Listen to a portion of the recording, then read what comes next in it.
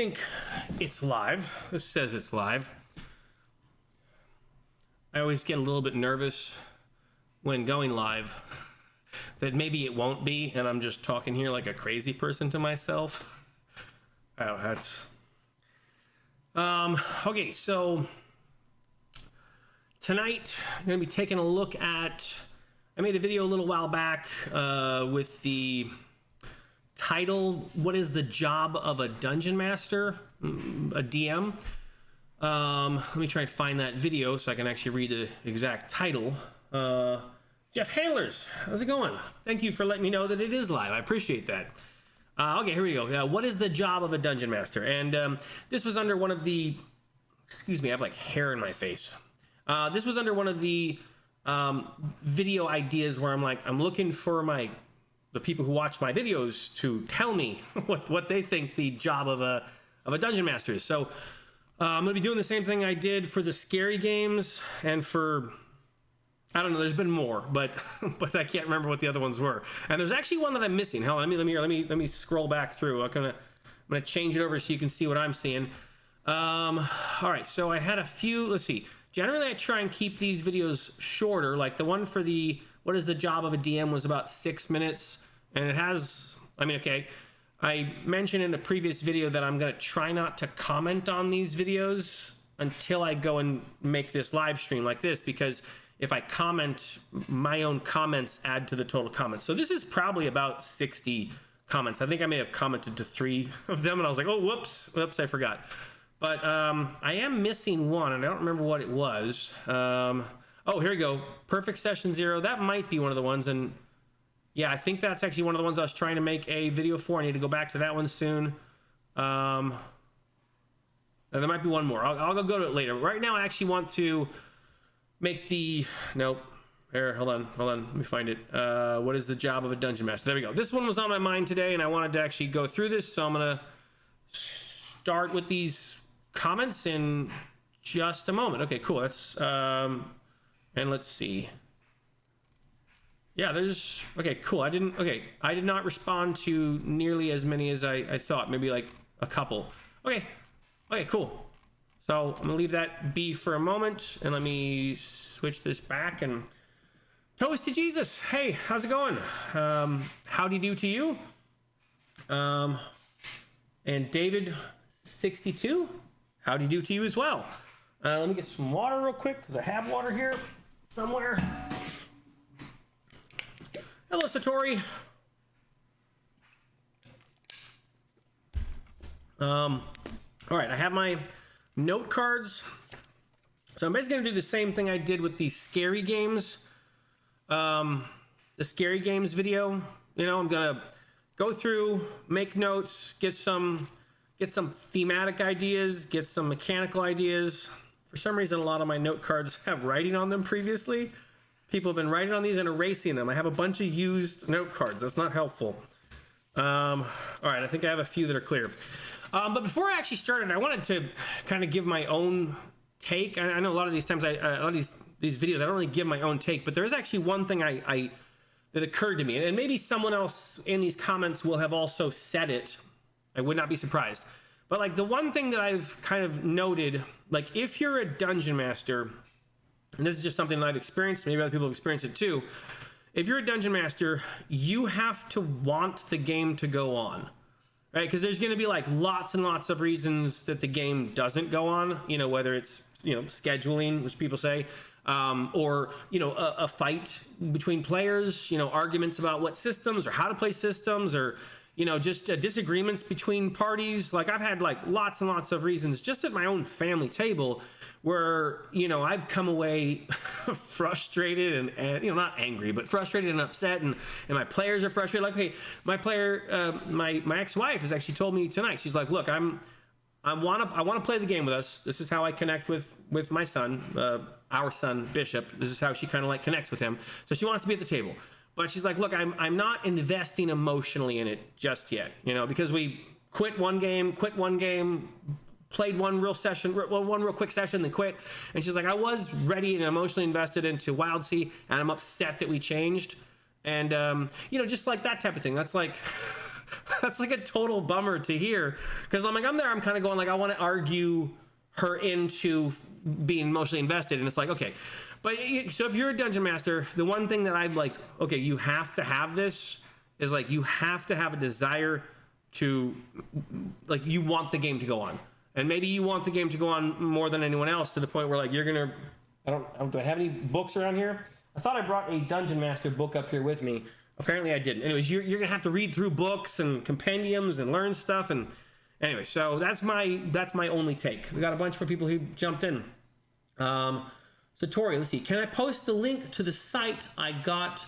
Oh, my SD classes on the finished version of this stream. Okay, can I post the link to the site I got my Shadow Dark classes from on the finished version of the stream? I can, yes. And I'll actually go to it. Let me see. I'm always worried about just tabbing over to my screen because there's just some of the strangest news stories, and I'm like, yeah, okay, let me see. So I looked up, I went to Google and I looked up Shadow Dark Homebrew, I think, Homebrew, and I think one of the first ones was a dot, there we go, itch, ITCH, that's itch, right? Okay, itch.io, and I went to that, okay, hold on here, so here I am. I'm just at itch.io dark Shadow Dark Homebrew.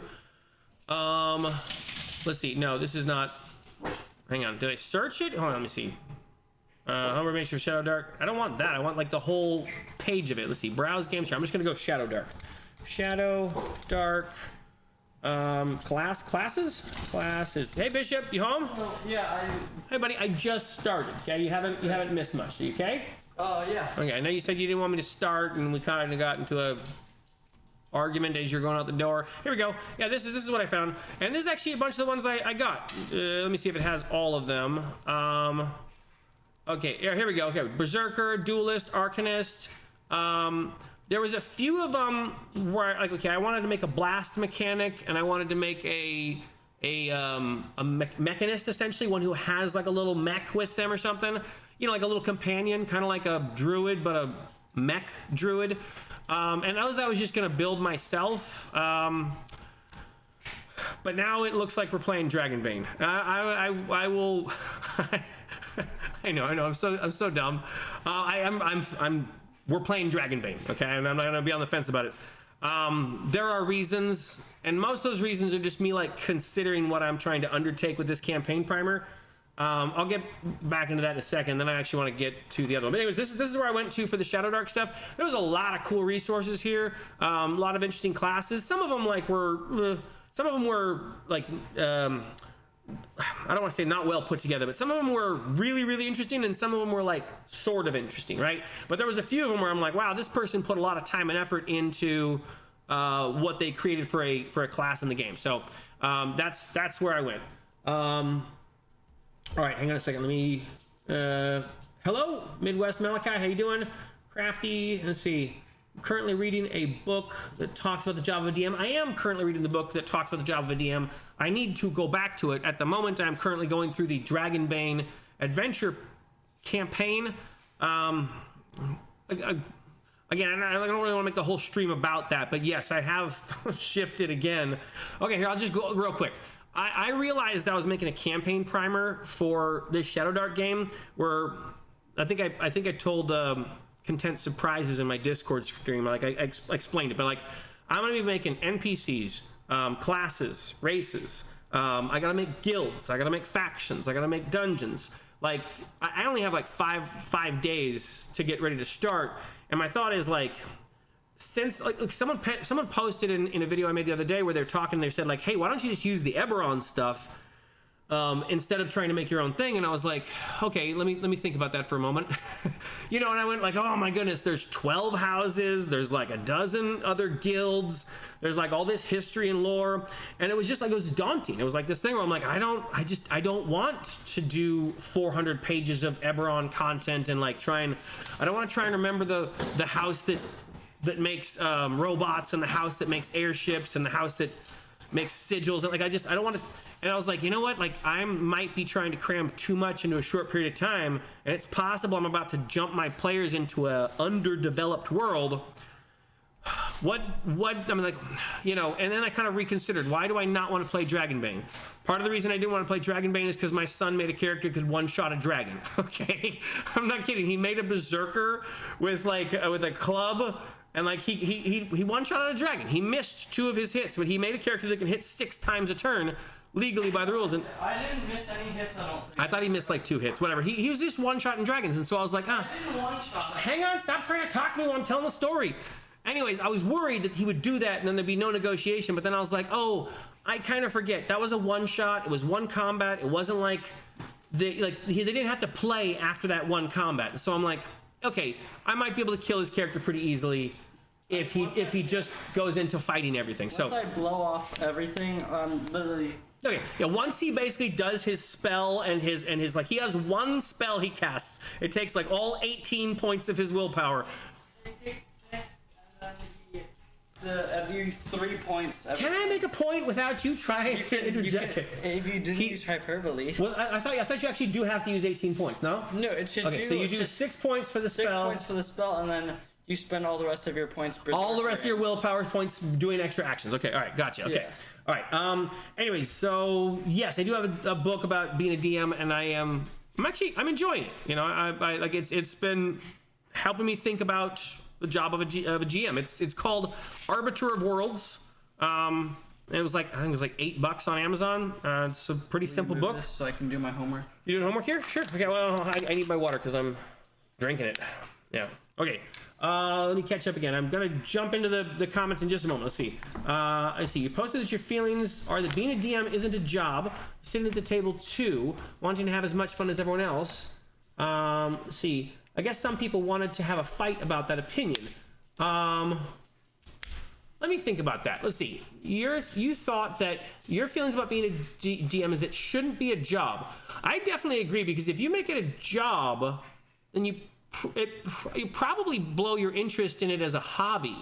You know, I guess it would feel like work. But I actually heard an opinion from my ex-wife about some of the social aspect, and she made a comparison saying that playing Dungeons and Dragons is less like a social act. Whatever. Playing a tabletop RPG is less like a social activity and more like going to a class or like a movie theater or something, right? Like, and I thought that was a really interesting point. I'm sorry that people got into a fight about your opinions, but you know, I guess people feel strongly about how the game should work, and it's okay for you also to feel strongly. Like, I mean, it sounds like you might feel strongly that it's okay to have it just be a relaxing time, and someone else can sit on the other side of it and be like, no, sorry, it's got to be work, and you know, maybe your job's a lot easier than theirs. Let's see. Content Surprise says you don't need a book. You can certainly use one, but you get more out of your experiences. Let's see. I do think experience adds a lot to it. Like, the more you do it, the more familiar you get. But I also think the book has helped, because there are things that I probably wouldn't have come to understand naturally. Just like making these videos and posting comments on the videos, or like reading through the comments on the videos. I'm getting like a world-class education on tabletop role-playing games just by getting veteran players to tell me their thoughts and opinions on how to play role-playing games. So that's been really helpful. Let's see. Crafty Mac disagrees. Mastery of a skill includes books to reinforce experiences and turn it into mastery, if that makes sense.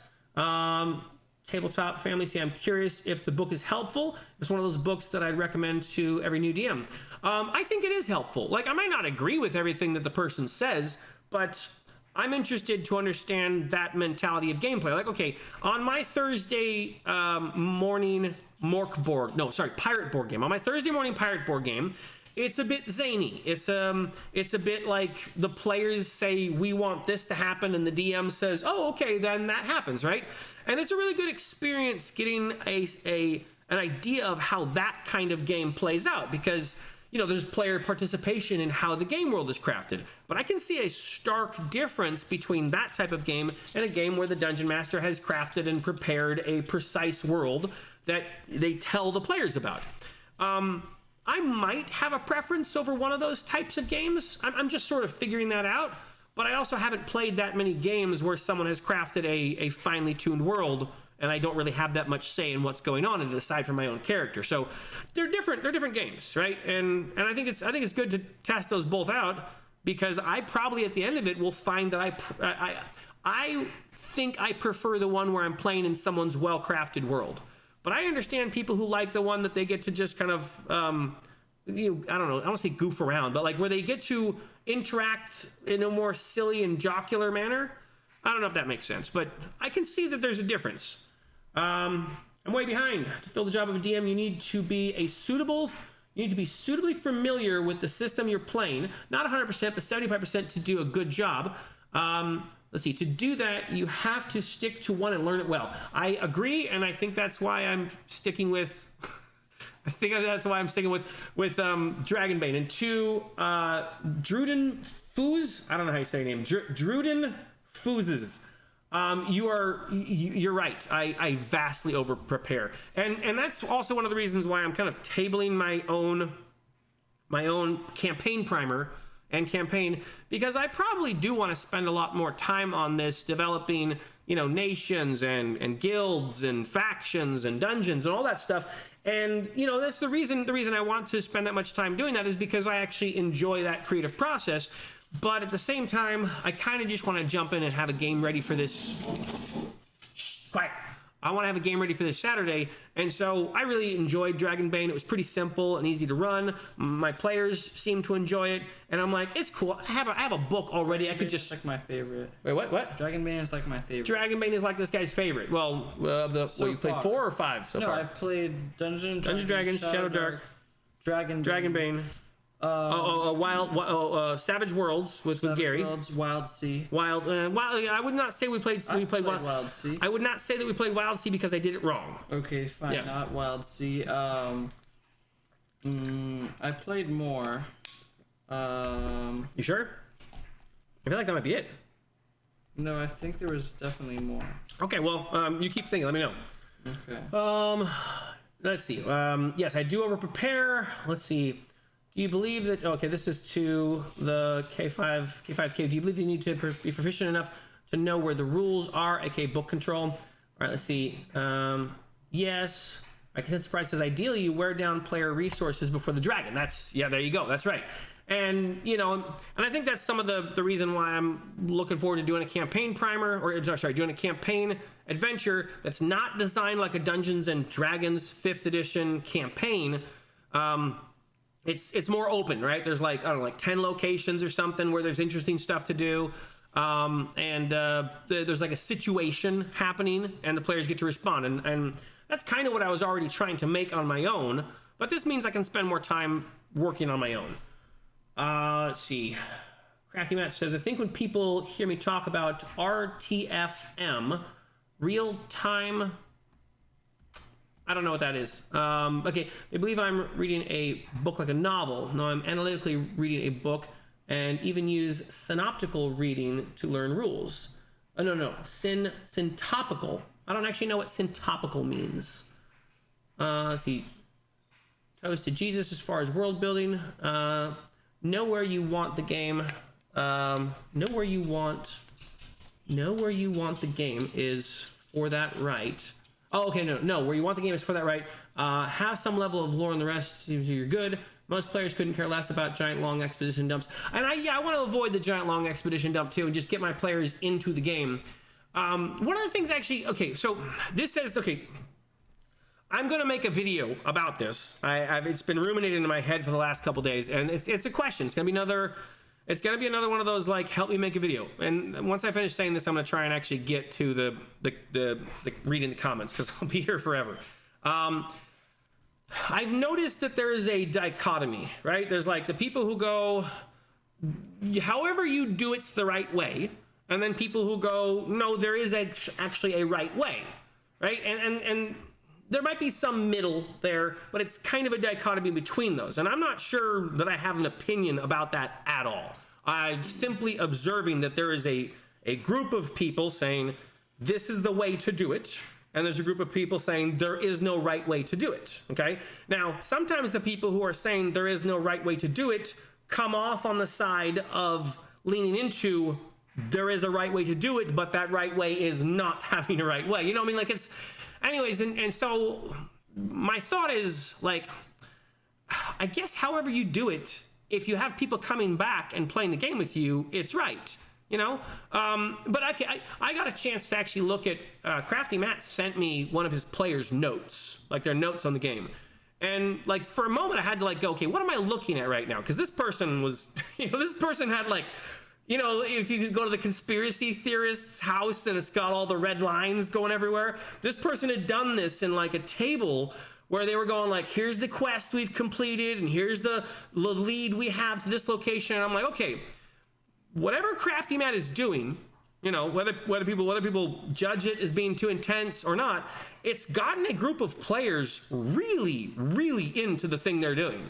You know, and like, I don't know how to make a, I don't want to say judgment, wrong word. I don't know how to make a discernment about that in a negative way. It seems like he's found a group of people who really want him to play the game the way he's playing it, and they're super happy with it. Because I mean, this was like, I didn't even look through all of it. It was so much stuff. This nerd he's playing with was just like going to town on all the different lore and everything. So I was impressed by that, you know, because anyways, that was just an observation.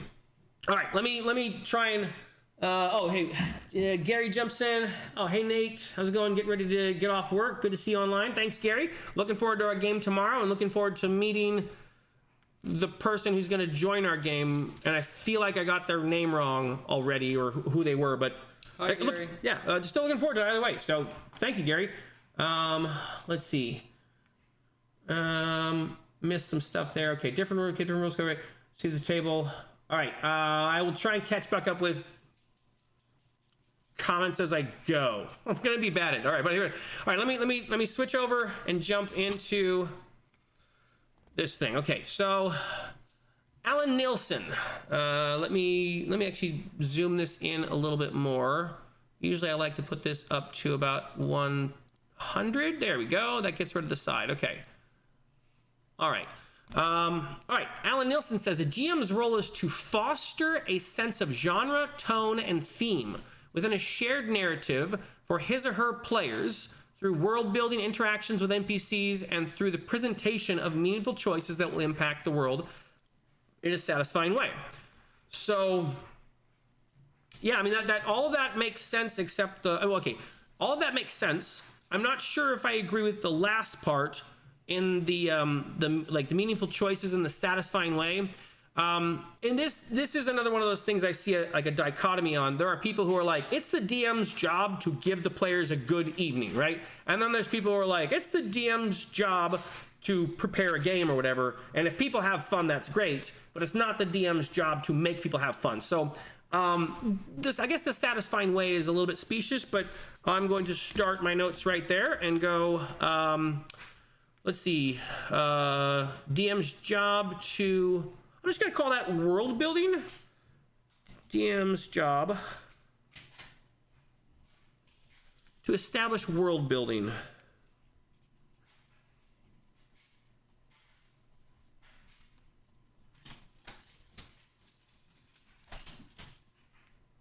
I'm going to add theme as well.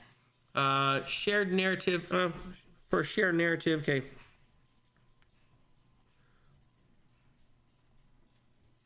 All right, and let's see. All right, Moonhausen says there are several duties. Let me open up the read more. There are several duties for a TTRPG group. Okay, so we're covering the group as a whole. 2 aren't as major as the others. Okay, but everyone having transportation and a full belly are definitely positives. The rest is scheduling, content creation, social meditation.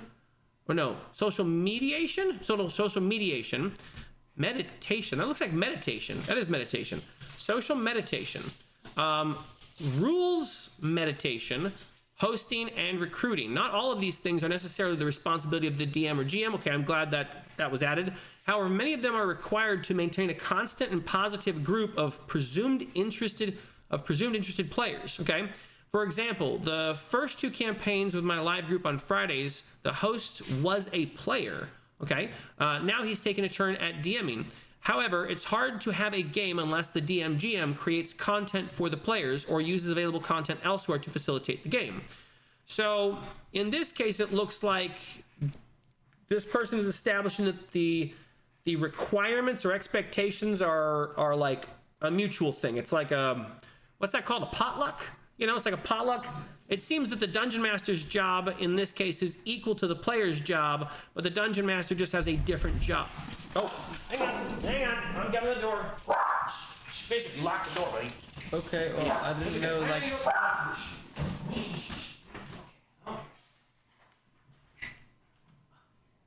You call? No. Okay. Okay. Oh, yep, I got you. Oh. You're about to get popped. Cut it out.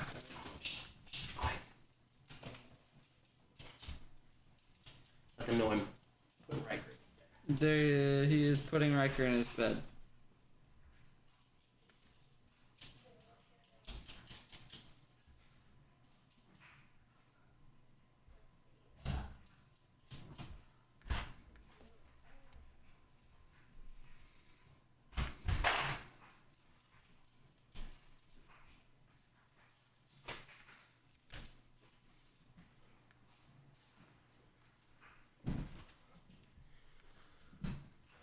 Let's see.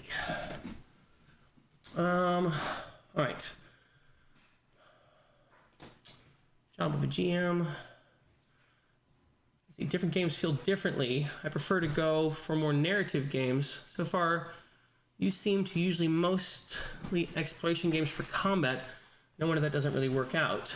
Seem to mostly, maybe like exploration games for combat. I'm not sure that I mostly go into games for combat. I'm not sure if that's... to have good combat. That my players do like good combat for sure, but I don't think I mostly go into the games for combat. There is a... Are you meaning to kick me? No, okay. There is an aspect of the combat that my players enjoy, but yeah, I suppose if we lean too heavily into combat, there is an aspect of it that gets tedious. Let's see, the job of GM is to be present as much as possible. The more they can focus on the game, the better it will be. Beyond that, facilitate fun for their table. Fairly. You see that the table says, most players are keen on getting to the action and counting loot. And that's something I try to keep in mind as well, while also presenting them with situations that aren't guaranteed to turn into a combat.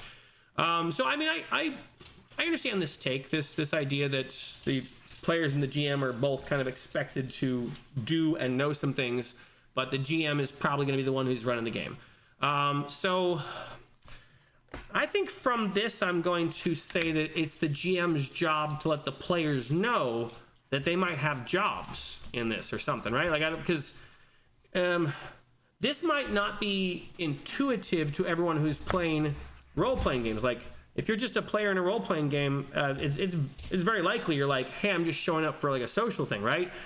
But in actuality, if you're expected to bring food and do social meditation and rules meditation and, you know, recruiting and hosting, like, that's a lot of stuff for people to do, right? So DM's job to, what would I say that? Okay, explain the social dynamic. The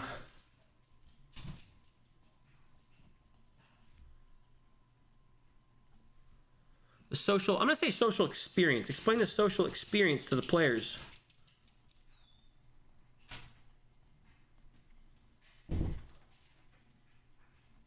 Because, yeah, I think it is important that the Dungeon Master explain to the players, like, look, you might need to bring snacks, you know, or I kind of expect you to. Maybe we're going to rotate snacks or something like that. So, and that might be something that players don't innately come up with or come up with on their own. Yeah, okay. Let's see. Ingatama says, I think a game master's primary role is to elicit the emotions of the three pillars of tabletop RPG play. Wonder, which is exploration, awesome, which is combat, and connection, which is role play. Let me expand this out. To GM, hey, stop running around. To GM, is everything okay? Oh, wait. He's okay. Yeah, he's laying down. He's laying down. He's fine. Yeah. Do you want to? Is Bishop Bishop? is, well, I don't know, Bishop is doing his homework right now. All right, I'll do it right now. Do you want to? Okay, here, let me finish reading through this here. If you can, go downstairs and grab me that, let's see, there's a book. There's a stack of books there. You want to grab? I feel like I might just have to come down. So, are you all okay with taking this? Okay, first off, this video and going through the comments is probably going to take like 2 live streams to actually go through all of them, if there really are 60. Are you all okay with me trying to help Lex make a Dragonbane character? Or would you rather that I keep going through the comments? It's up to you. I can do it with her later. I don't know. She's not really ever on the streams, and she's very rarely in the videos, so I wasn't sure if that'd be something people care about or interested in, or... Why you back out? You keep coming in and out. What are you doing? I was gonna work on some homework with a friend. Okay. Work on homework with a friend. Go for it. But I have to wait for him to finish eating dinner. Okay. All right. I'm going to ignore you for the moment then, okay? Because you're like looming. Let's see. Dragonbane, personally. Okay. All right.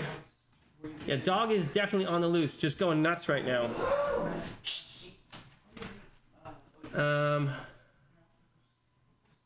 Up to her. Yeah, okay. All right, well, if you want to, for sure. You want to come up? Yeah, just you grab her the character sheet. That's the in-color one. There's an in-color one in the box. In the box. It should be right underneath the thing. All right, I'm going to continue reading this comment here. So, all right, wonder, exploration, awesome, and connection roleplay. To GM, you prepare and present places to your players, or present places your players could never normally go. You prepare and present situations where they triumph and fail in ways they could never do, okay? I don't know, hang on. And you prepare and present emotional and social spaces where society normally demands they cannot be. Interesting. Okay, I mean, I like all these. These are a little esoteric, but... Stop it, dog. These are a little esoteric, but I like the premise. I mean, it's hard. It's a little bit hard for me to mechanically ascertain what exactly that means I do, but the outline of it is helpful. Let's see. Poetic idealization of a goofy hobby aside. There we go. Okay, that's actually a perfect summation of what Ingatama has wrote, which is very poetic, right? To be a dungeon or to be a game master, you have to convince a bunch of people to regularly meet at a table to play a game whose rules you only know 85% of, they only know 25% of, and 70% is all in your head, and convince them it's fun and not weird and could be and could you be on time, please? And if you're going to cancel, let me know ahead of time like an adult and not 30 minutes after the start time. Okay, that is a wonderful explanation of the process in a very poetic, idealized way. Well done, Ingatama. I don't even know how to take a note from that. I'm gonna take a, well, I don't know where my phone is. I'm gonna take a picture of that. That's helpful. Turn around. All right. You find the character sheet? Did, but if you're in it approved, like I don't wanna. I can pause. Yeah, I'll here. Ask some questions. It's fine. You don't ever get to be on the. Okay, you don't ever get to. Okay, just come over here and sit down. Okay, I don't need all the books. I just here. Okay. We don't need dice at the moment. Okay, hold on. Oh my goodness. I just need the Dragonbane. What's that? Okay, so that has the characters, the other characters in it. All right. I got it. Where's your mom's and your characters? Downstairs. Okay, all right. So you can just take those downstairs. No, we want this one for scratch paper for writing the stats. All right. Okay. All right. Let's see. Scheduling is the real DM's job. I mean, I think that was a pretty interesting summary of a GM's job, because it is kind of hitting on what I just complained about. Like, if you're the game master, you kind of have to be into it at least a little more than your players. Like, you kind of have to love, these games so much that you're willing to make it work, even when you don't want to. And that's like a hard one to define the edges of, because there's going to be a lot of things, at least, okay, for me, there's been a lot of things where I'm like, oh my goodness, I just don't want to do it anymore. I'm tired or whatever, right? And then I come out of a session that I prepared a long time for, and it just fails, and I'm like, no, I'm done, So, yeah, I think that's that's a helpful explanation. Joker with some numbers says, a game is a series of interesting choices. A game master presents a game as it is being played. Okay, very simple. Let's see, game master. I should say job presenter. All right. Okay, here, Andrew Cooper, Super Genius says, the GM has several jobs. I'm only going to list the one I think is primary. The GM's primary responsibility is to create situations. By that I mean they create moments of tension and conflict that require a resolution. Sometimes the situation is short-term, orcs attack. Sometimes the situation is longer term. Crap, we release the elder vampire from its prison. This is the basic play cycle of traditional RPGs. GM narrates the starting situation, players declare what they do, GM considers their actions and narrates an altered situation, so on and so forth. It is the thing that most of the time at the table is spent doing. Most of my GM notes are just detailing the situation and then jotting down changes to it based on the character's actions. This is my central GM responsibility. Creating situations is one responsibility. Go ahead, sit down. Stop. So she was totally nervous about jumping on the stream because she's like, I'm going to be awkward. And I was like, who cares, right? Like, but what what's the big deal? You can bring a chair up. Oh, I think this is better. You make me look so tall. You make me look so tall. It's okay. Oh my goodness. Totally, All right. going. You're gonna be like a little child at school. Okay. I'm gonna write my name. Okay. Hold on. I lost my track of where I was at. Okay. Creating situations, responsibility. Okay. Creating situations. There's one responsibility that can't simply be offloaded to another player. Don't get me wrong. It can be distributed to other players, but when you do it, it results in very, very different game than traditional RPGs. I wonder what that means than traditional RPGs. I'm not sure what he means by that. As game master, I can distribute rules adjudication to one or more other players. Oh, I can distribute rules adjudication to one or more other players. In fact, I do this frequently. I have a buddy who is super detailed and loves rules minutia. I don't. When a rules issue comes up, I just point to him and say, what's the rule here? Go with whatever he says. Generally, I can even distribute creation of playing an NPC to other players. The most common example of this is retainers and sidekicks. What do you guys think of that? Having a game master. I've heard this before too. Like, do any of you guys do that? Where you make an NPC and then you go, hey, Joe, will you play this NPC for me? Like, there's part of me where I'm like, it seems like asking a lot from your players who are already trying to maybe keep their head in their own characters. But I don't know. What are your thoughts on that? I don't know that I would do that.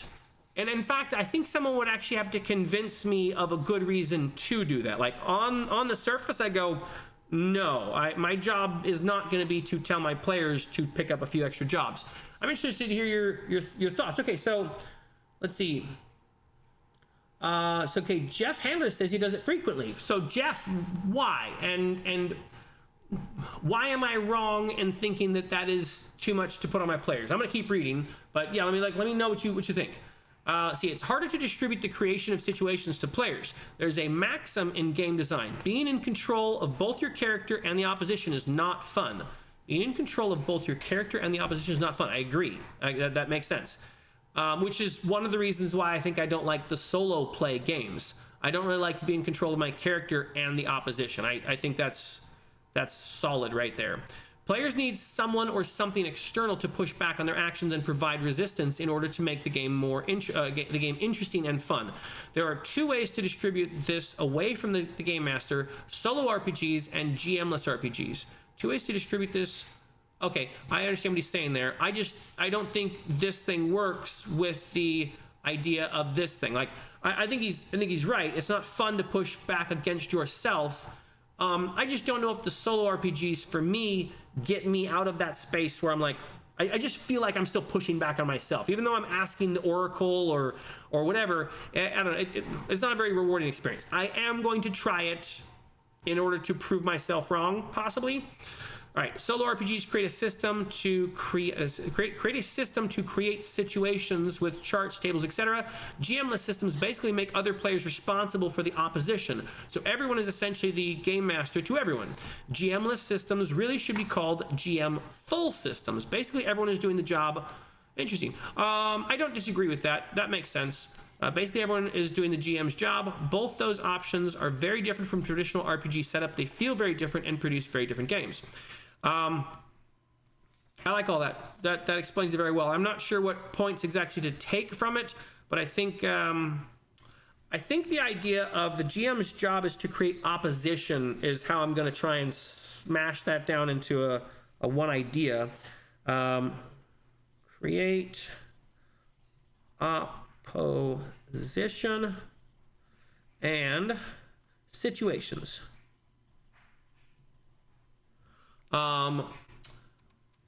I like his summary of the multiple GM type games where you have like a whole table of people playing GMs. That's really interesting to me because that is how I have felt playing on my Thursday morning game. Like, it's not like an open table, but maybe I've mentioned before, like there was a point in the game where I said like, hey, I want a pet, right? I want a dog scorpion, you know? And the DM was like, all right, you got a dog scorpion, right? And in some ways it felt satisfying, and in some ways it felt unsatisfying. And I have to wrestle with like, that's a different type of game that I'm used to playing. Can I still have fun in it? And largely I do. Like, I still enjoy the social aspect of it, but it is very rules light, you know? Anyways, I'm gonna scroll to the next one so I remember where I'm at. Oh, I can actually just read this. Number 1, to have fun. All right, cool. All right, I'm gonna pause here. I'm gonna go to the wide screen. Oh. What? You. You're all out for because now everyone can see what I was talking about. You're totally short. Okay, so scoot forward a little bit. Okay, we're not going to need dice really because Bishop has already convinced me that we're just going to use a point buy system. Okay. Oh, Toasted Jesus, gotta go. Let's see. Don't make a good wife sit there all night. I will not. Thank you so much. Toasted Jesus, have a good night. Thank you so much. Oh, one piece of advice. Let's see. Remember that opposition doesn't have to be combat. I agree. Love presenting situations and then just seeing how the player react. Yeah, I get it. That makes sense. All right. So, Dragonbane. You have your character sheet here. Yes. I'm going to pop the book open to page 1 of character creation and let you know what we're going to be going through and what we're going to be doing. So, first we're going to choose our kin. That's a race. It's like a fancy word for your race. Okay. We're going to make note of our innate ability based on what kin we choose. We're going to choose a profession. In this game, you basically have a job. Okay. This is a game where you'd be like a blacksmith or a knight or something. Okay. We're going to get your age, your name, your attributes, derived ratings, a lot of other things that aren't that important. And I'm not going to go over all of them, but that's the order that we're going to go in. So we're going to start with kin. All right. If you'd like to read all this stuff, you can do it later. But I would like to be a mallard. A duck. You are sure you looked at some of this? Okay, so you, of course you want to be a duck. Okay. Can you tell me why you want to be a mallard? I think there's something really funny about a mallard who has a murderous rage, and that's what I read in the description. And something that's completely different from what I. What'd you play? Okay, yeah. so you're thinking about playing like some sort of like rageful, angry mallard, like basically playing Donald Duck. Yes. Like you're gonna play Donald Duck. Okay. Do you have a mallard voice I don't on have him? A mallard. Can you try? Can you try one? Can you? Hold on. Okay, hold on. Wait. Do a mallard, but it's French.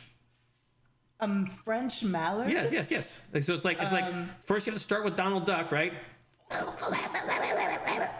Right. Okay, and now make it French. I was doing it. All right, so we're going with a mallard. Okay, right, so mallard, the two things we're going to put on there, we're going to go to the ability area. Okay, down here. So actually first go to your kin, and you're going to write down that you are a mallard. Mallard. Done. Mallard has an upgrade to an angry goose. Okay, let's see. Angry goose. Do we have any other? Yeah, I know. I'm getting to it. Hang on. Let me see if I know how to do that. Oh, there we go. Over here. Hang on. Give me a second. Is there a? Come on. Do I know how to do that? Yeah, you might be asking me to do something I don't know how to do, Matt. Ah, here we go. I'm gonna mute them. All right. You let me know if that keeps working or if that is working. Oh, there we go. Got it. Okay, cool. Someone was posting weird comments. Oh, okay. I'm not gonna read them. Well, no, I right. just... Yeah. Thank you for letting me know, Matt. All right, so you picked a mallard. You're gonna write down in the ability section that your mallard is ill-tempered. So there should be an ability section right down here. These are spells and abilities. I might even put them towards the beginning because they're more thematically based. I mean, this one's actually, you can spend... Actually, no, you know what? This is a willpower-based one. So yeah, okay, so just right up the top, ill-tempered, right at the very top line. Yeah, ill-tempered. Okay. Yeah, thank you guys. Appreciate that. All right, so, and you're gonna put down, right next to it, you're gonna put down WP3. Okay, so willpower, WP3, okay? And the next one underneath that, you're gonna put down webbed. Oh, what are you doing? Oh, well, WP equals willpower. That's fine. Okay, you don't speak nerd. I don't speak the language. I don't speak nerd. Okay. I didn't say that. You were thinking it though. I was not thinking that. Dog. You have a dog hair on your finger. I'm trying to get it off. There. Okay. He's still there, but all right. I got it. Okay. Okay. All right. Willpower. WP equals willpower. Okay. Crafty Matt, have a good night. Thanks for hanging out, buddy. I hope people aren't leaving because of me. It's okay. I'm gonna get back to the thing in a minute. Okay. All right. Okay. So your mallard. Okay. All right. Okay. Webbed feet. Webbed feet. Okay. That's the second thing you're gonna put down. You're gonna put down webbed feet. All right. Webbed feet. Got it. And that one you don't have to write anything down for. It just allows you to swim better. Okay. So now we're gonna look at your professions. Okay. Artisan, bard. Okay. An artisan's like a blacksmith. Bard is like a musician. Okay. Fighter, hunter, knight, mage, mariner. It was like a ship sailor. Okay. Yeah. Merchant, scholar, and I think thief is the last one. I was thinking mariner might make sense. Okay, so interesting, right? It's kind of thematic, all right? So we're gonna go with a mariner. All right, so let's see. You're gonna put down, we're gonna leave the skills there. You're gonna put down your key attributes, that's fine. Okay, so you're gonna put down another heroic ability that you get sea legs. So you're gonna put down sea legs there. Your character's gonna be very good at swimming. Okay, lots of swimming abilities. It's gonna take place in the desert, isn't it? It's in the desert for sure.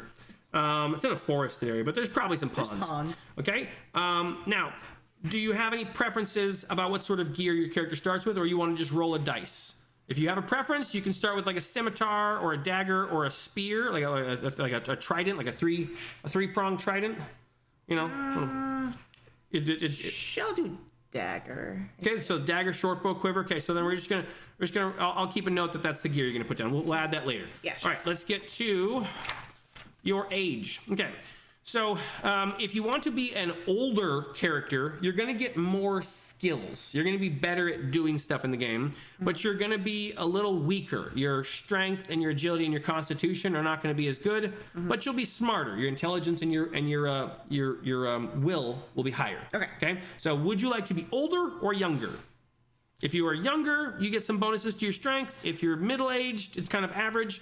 And if you're old, you're a little bit weaker, but you're a little bit smarter and you have more skills.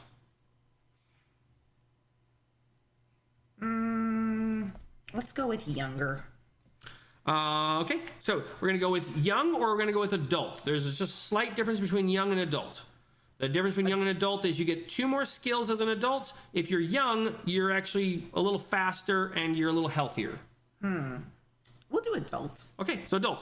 All right, so we're going to make a note that you have 10 points to put in skills. Just put the number 10 right there in that top corner. We're going to have 10 skills. And where it says age, you're going to put adult. Adult. Okay? Okay. All right, let's see.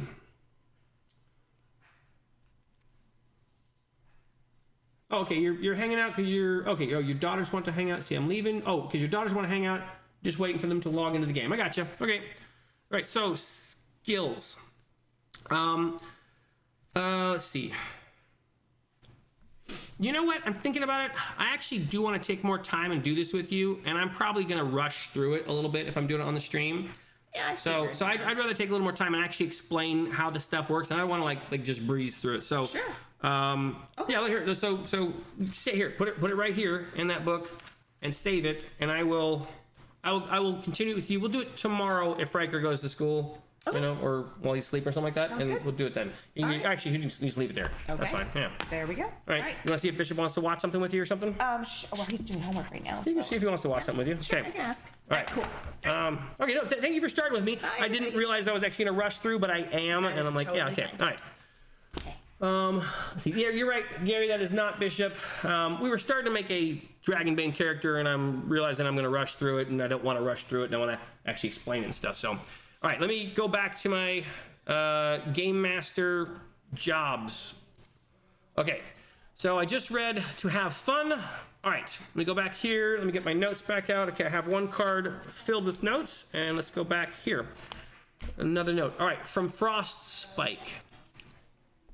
The Game Master presents in a narrative and descriptive manner an environment to the players and describes its response to their actions.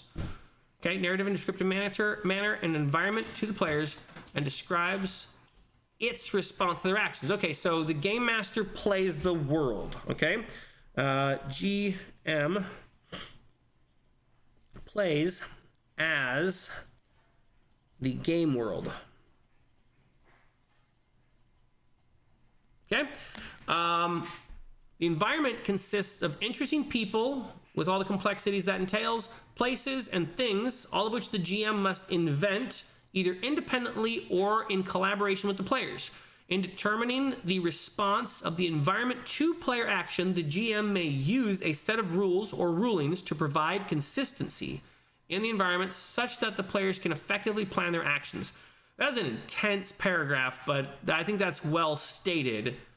That covers a lot of the ideas. Let me see. Let me go off of that last sentence. In determining the response of the environment to a player action, the GM may use a set of rules or rulings to provide consistency in the environment. So I'm going to go with that. Okay, provide. I'm going to make like a side note. Provide. I spelled that wrong. Provide environmental consistency.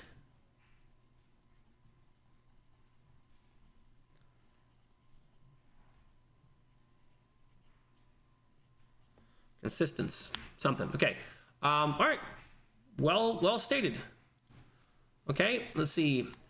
Lanasar says to crush your enemies, see them driven before you, and hear the lamentations of their women.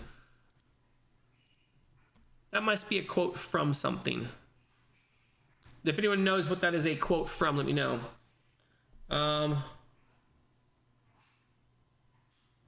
Let's see. Probably better to not just do the character and talk about what these decisions mean in context of the campaign. You're absolutely right, and that's why I was like, in the back of my mind, I still want to continue going over this DM stuff because that was kind of the point of the stream. But I also want to do this and like what I thought would be 20 minutes. Like I might spend like an hour explaining to her the different parts of the game and why she'd want one skill or another. You're absolutely right, and I don't want to rush it. Okay, is that from Conan? Okay, all right, cool. Quote from Conan. All right. And also plays with the world. All right. Let's see. Yes, Crimson, back to the Game Master question. All right, and plays with the world.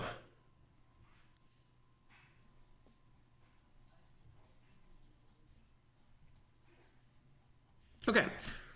Let's see. The GM should roleplay as the world. All right, got it. Let's see. With experienced players, I hold on and try to keep up. Interesting. Okay, so that's the first time someone's actually made a distinction between the type of players. And I think that's interesting that when you're playing with experienced players, you as the GM are trying to keep up. Is that true? You guys let me know if that's consistently what you've also experienced. Like if you're playing with your players, like okay, if you're playing with novice players, it's different, right? And if you're playing with experienced players, you as the GM know that the players know how to play the game, and so you're trying to just respond to their stuff. I mean, I guess that makes sense in general theory. You can just let me know if that's correct. With new players, I have to pause and teach a lot. Okay, they also throw a lot of curveballs. All right. Some players want to kill goblins in a dungeon. Some want to converse with the queen or develop complex relations with NPCs. So part of the GM's job is finding an area of play where both players and the GM can feel engaged and feel they are role-playing the game, they are role-playing and gaming something interesting. Okay? So I'm going to add two, let's see. Okay, so this one I'm going to summarize into two ideas. It's the Dungeon Master's job, let's see, it's the DM's job to determine,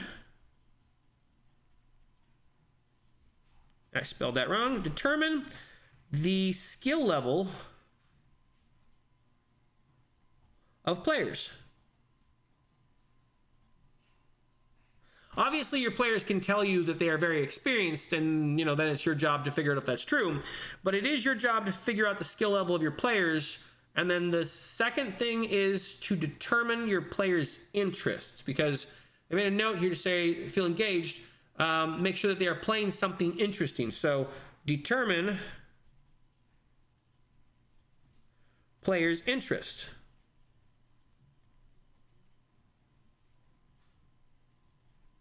Interest, okay. Let's see. The K5K says, sounds legit. Experienced players don't need instruction. You need to keep up with their plans and schemes. Crimsel says, sounds all about right to me. A few of the experienced players I have played with do drive the car rather than ride along, so to speak. Interesting.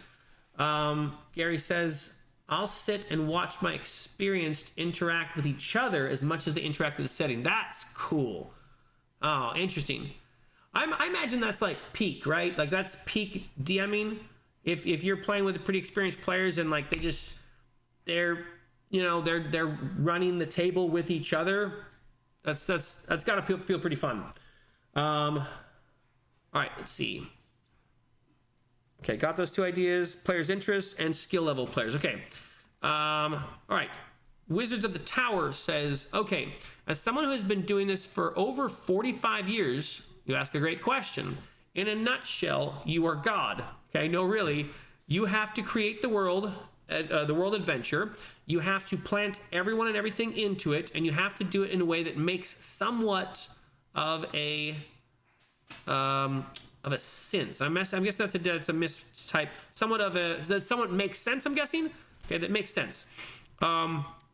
You could break it down by saying the game is a movie. You are the writer, the producer, the director, the continuity team, the special effects, the support cast, the location director. Think of it as the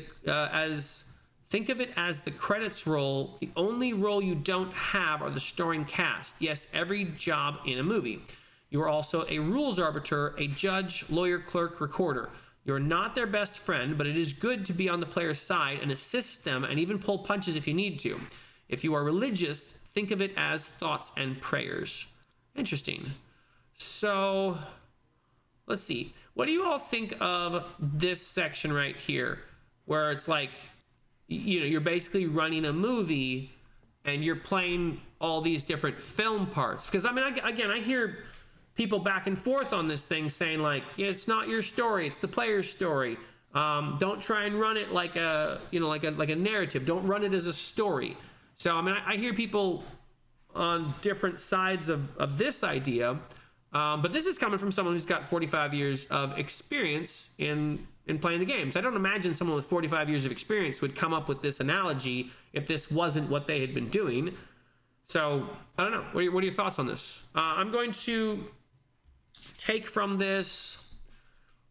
I'm going to take from this... Let's see, I already have it's your job to run the game in the world. It's your job... I'm going to say it's your job to provide a story. Because maybe that's a general way of summing this up. I'm going to go with provide a story. Provide players with a story to play in. Okay. All right. Got two cards down. Let's see. Okay, so it's got a couple things here. I hate it when GMs think they are deities, since I never look at it that way. Tell me a little bit more about that. I've heard people say that type of thing before, but I'd be interested in hearing your thoughts about why. I don't want to say that upsets you, but why you disagree with that, I guess. Let's see. That's kind of how Dungeon World describes it, if not as a movie, as a conversation. Gary says, I have really used a lot of filming flavor. Let's see, I've already used a lot of filming flavor with you, haven't you noticed? No story. No, story should emerge. You only provide the framework for the story. And that's kind of what I've heard as well. But again, there is a whole nother group of people on a different side of this thing going like, sorry, you got to make the story. You know, this is one of those areas where I'm like, can both of these ideas be right? Because they're very different ideas. I don't know what to make of it. Let's see. In this case, the story may mean prompt to action or call to action. That makes sense, okay? Derp says, the answer to the question is dependent on the game and group, but basically to be an authority or arbiter. Time Bomb says, I like Professor Dungeon Master's take that the primary goal of the game master is simply to create conflicts. My take, that are interesting to the characters and the players, and that the players are playing. Okay, that's a good.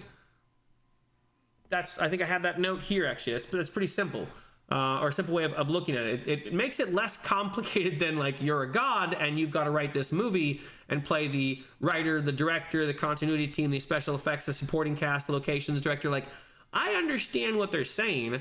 Sometimes the job feels that way. I guess I don't know what to make of this take because in some ways the game does feel like this. Yeah. Let me see what else you guys are saying. Satori says it's my showrunner model versus. Oh, okay. It's my showrunner model versus World God. Yeah, no, that makes sense. Like and like. Okay, what am I supposed to do with that? Because the bridge between those things is really wide, right? Like the one that's like, it's your job to make the players have fun. It's your job to make sure their kids go to college, you know, like, and then on the other side of it, it's like, I don't know, just show up and maybe if a game works out, it's great. You know, like those are very different things where the thing that Wizards of the Tower is saying, it looks like they actually have their own channel as well. So, I mean, if you guys want to check them out, you know, hey, you can go to the Wizards of the Tower thing and subscribe to the channel, whatever. But it looks like from their perspective, like this is kind of intense, right? This is like an intense description of what you have to do. I'm gonna keep going. Let's see. Koopa the Bear says, I'm not big on being a storyteller directing a movie. There are many ways to GM, but essentially GM are facilitators of the game. Yeah, and I think that's, like when I first started this stream, I was like, look, I want to kind of give my own take. And my thought was you at least have to be someone who's interested in running the game. Like you have to be interested in the game existing because you're probably going to be the one who makes it keep existing. Facilitators of the game, which I think we're saying the same thing.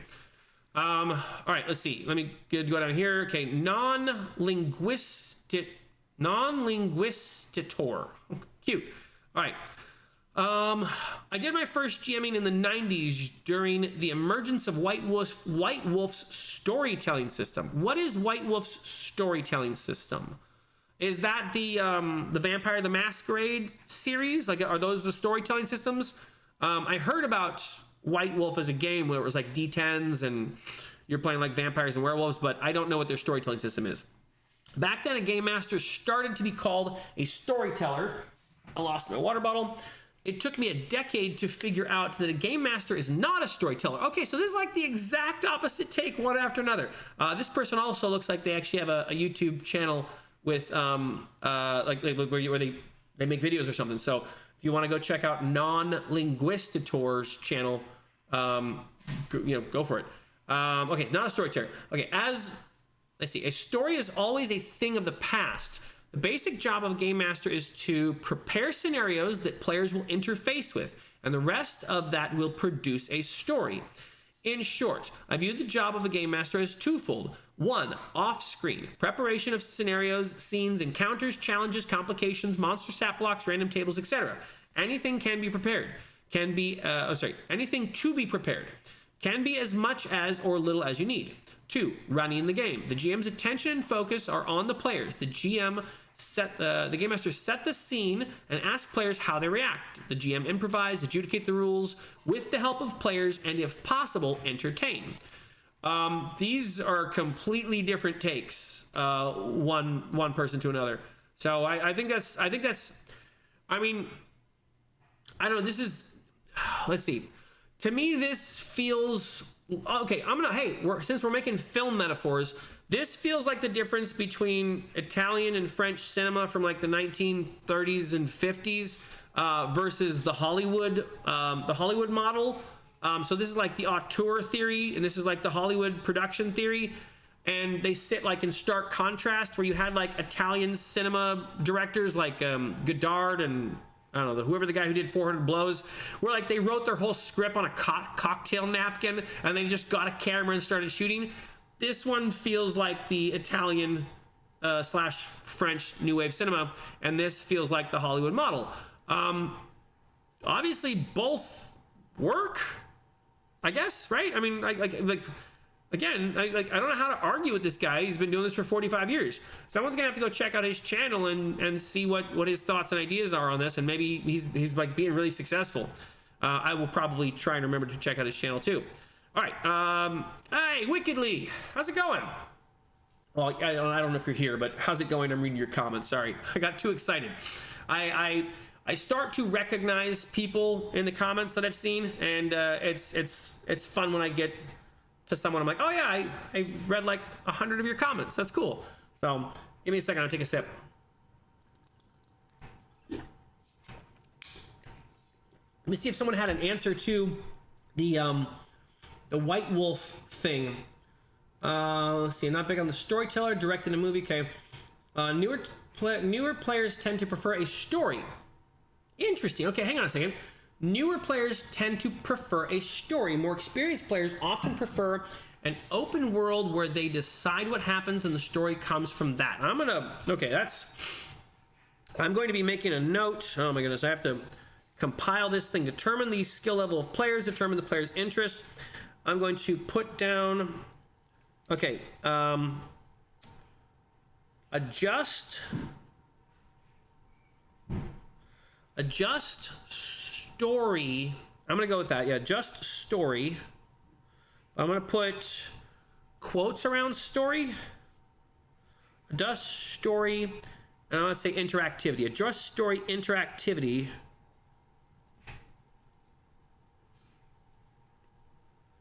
Based on player experience.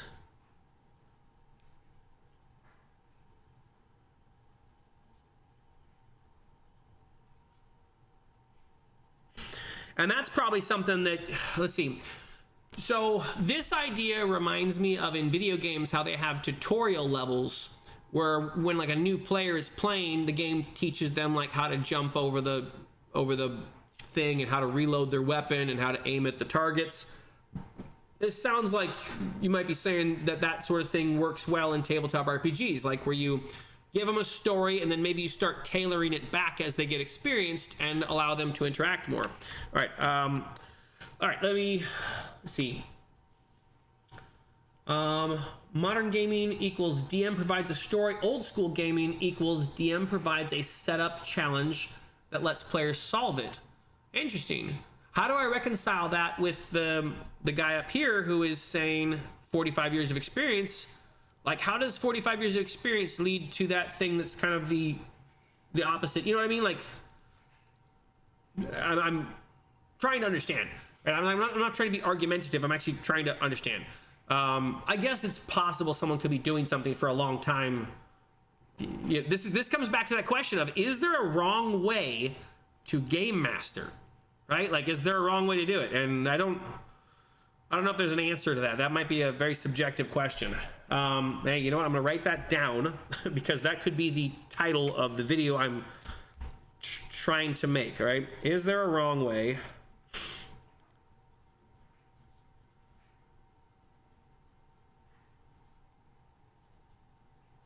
I'm going to say to play TTRPGs.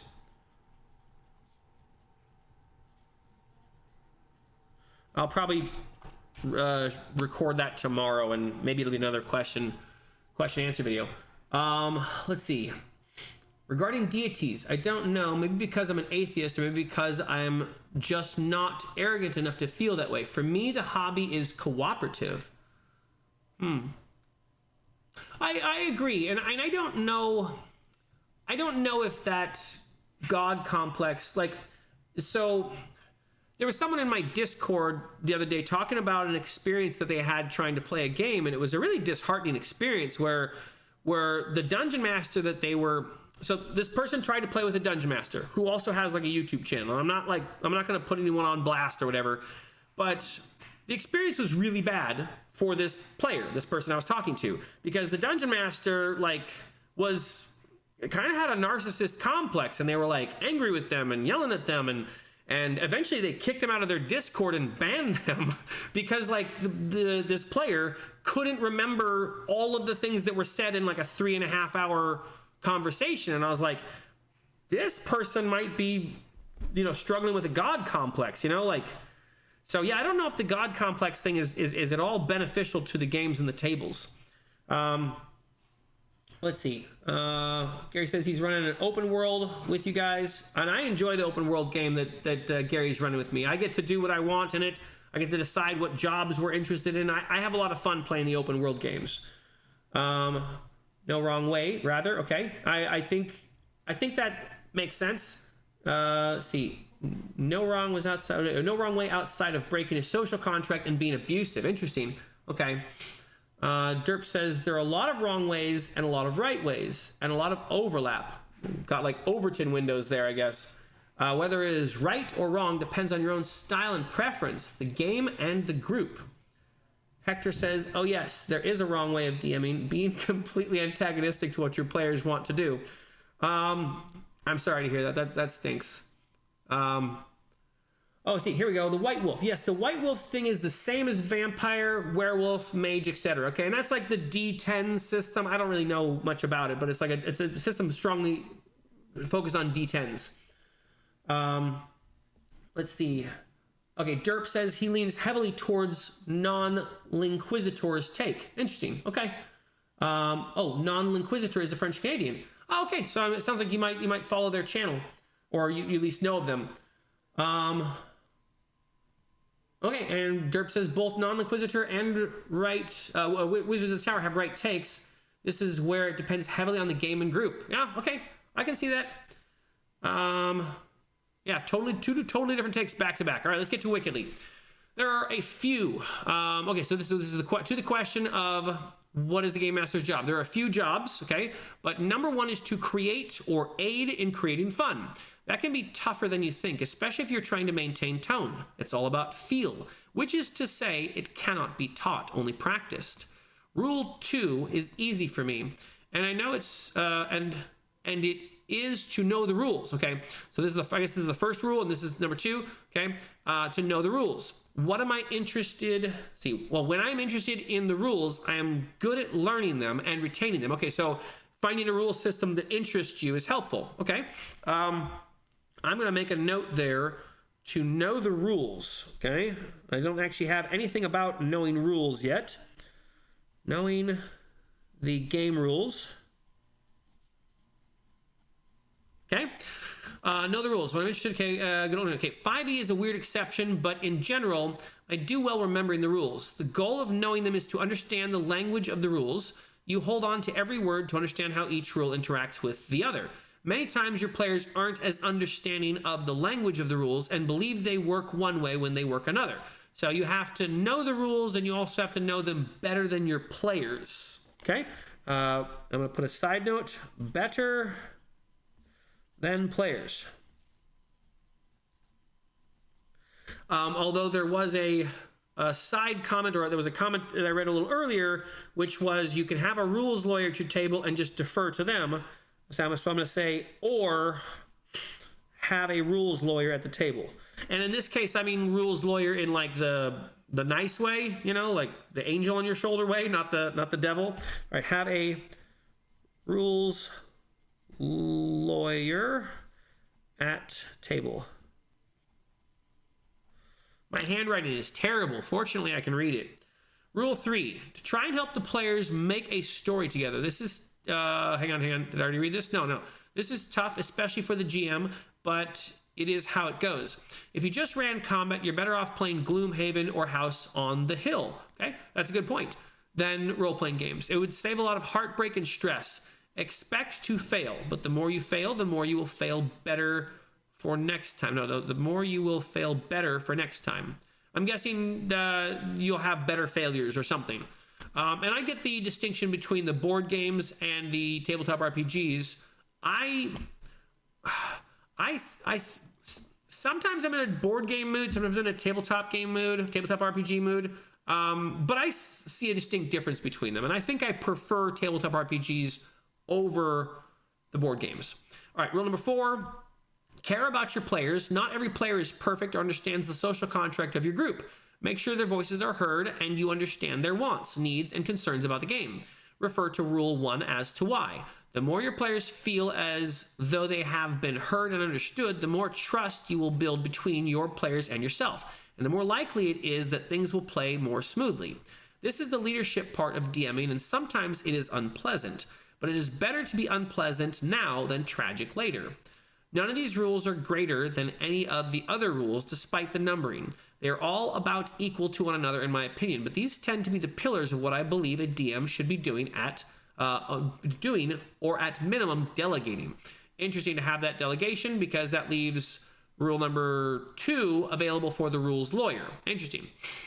When I'm playing as a player, I typically am the one who handles the care about players one. Care about players one. Number 4. Okay, so as the player, they're doing the care about players. Okay, and we go through. Okay, the more your players feel as though they've been heard and understood. So this part might make it difficult for the players to do. But I think the first part, like a player could definitely stand in and go, hey, so-and-so said they wanted to do this. Or, hey, so-and-so hasn't talked for a while. Like, hey, what do you want to do? What do you think, right?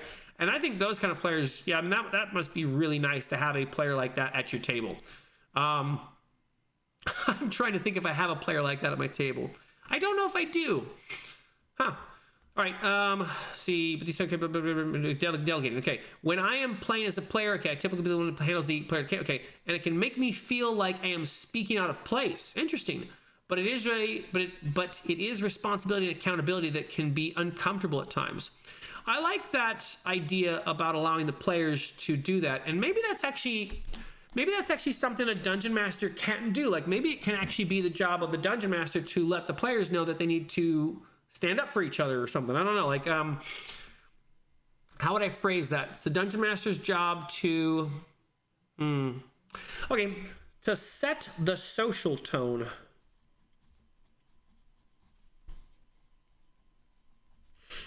Tone of the table. You can let me know if that's correct. I mean, obviously the dungeon master can't account for every jerk at the table, but it at least seems to be that it's the dungeon master's job to set the tone. And if the dungeon master is making, like, let's say lascivious jokes or something to the group at large, then it's, then the players are probably going to respond with lascivious jokes, and it's going to be a lascivious jokes table. But if the dungeon master sets the tone and like, hey, we're not going to have any of that. No, cut out the lascivious jokes. Like you can let me know if that's an unfair responsibility to put on a dungeon master. Let's see. Hang on. Correct is focused on, okay, correct on D10s, okay. And more narrative-centered game, okay. Midwest Malachi says he would throw in that D&D origins are in wargaming. At first, it was about normal characters in an army having their own goals amongst larger battle. Story, even from the beginning, it has been both. Druden Foozes. I'm going to have trouble with that name. Druden Foozes. Rules Sages is Rules Sages is the friendly guy. Rules Lawyers are evil. Interesting. Okay, I've never heard of Rules Sages, which is probably why I actually did Sagas. Sorry. Okay, all right. Thank you for making the distinction. Hector Rodriguez, if I may, in the matter of experience, meaning people proclaiming authority by time, I don't think it's a good indicative of DM experience. Interesting. Because if you have 30 years of experience DMing at the same table, I can't count that as very experienced. I draw hard lines with jerks at the table. If you have... Oh, hold on, that was from Taking Time Bob. Okay, and then Hector says, if you have 15 years DMing different groups with different tables, I would count that as more experienced in my opinion. Okay. Taking Time Bob says, if they have no intention to learn, why play with them? Good point. See, Drudenfuzz says, indeed, there are people who run games twice as long as I am in the hobby, but are still horrible. But as long as they find desperate players to play with, they will not learn. That's a really sad way to put it. But I'm like, I mean, I get it, you know. Yeah, I get it. All right, let me continue on. Okay, this is sad. I have a lot more to go. All right, let's try and I'll try and stick to them. All right, John Michael Sewell. Michael, I don't know how to say that. Michael Cool. Okay, hold on. I got that thing. Set the social tone on the table. Okay, all right, I got that one. All right. All right, let's see. This is something I wrote recently for Alarums and Excursions, the Venerable Amateur Press Association of RPGs, running since the 1970s on this same topic. All right? Okay, so this person might be like a published author or something. Interesting. Has anyone ever heard of the Venerable Amateur Press Association of RPGs? I have not, but that doesn't mean anything. So, all right. It seems to me that the task of the GM requires skill in the following areas. Oh, I like the numbered lists. Numbered lists are very easy to read. Okay. The ability to absorb and internalize a rule set and use it as a tool to create the game experience. This includes improvising in the spirit of the rule set when you hit matter that has no explicit mechanics associated with it. This includes improvising in the spirit of the rule set when you hit matter that has no explicit... Okay, so this is where you have to make up a rule, or you have to do a rulings or something. So when... All right, so that's... Okay, how would I word that in a way that I understand it? Let's see. You have to make a determination about something there are no rules for. Okay, so I'm going to write that down. Make determinations...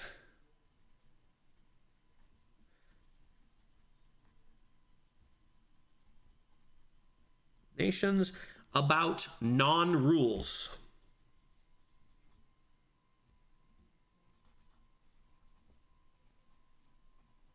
Okay.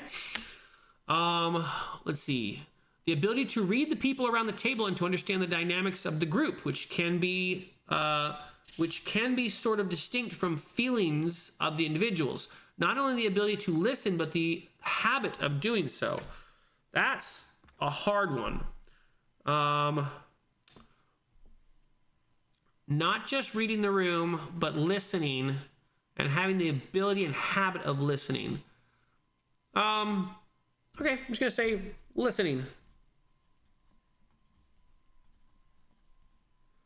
Try and make that simple. Listening, habits. Okay. Let's see, the ability to create situations and stories both in preparation before the session and at the table off the top of one's head to fly by the seat of one's pants. A verbose vocal, I'm going to go with, I see that one was actually the end of a line. I'm going to go with something like ad-libbing or another word like ad-libbing. A verbose vocal profusion of description and characterization, a way with words, okay? So you have to be able to be good with words, all right?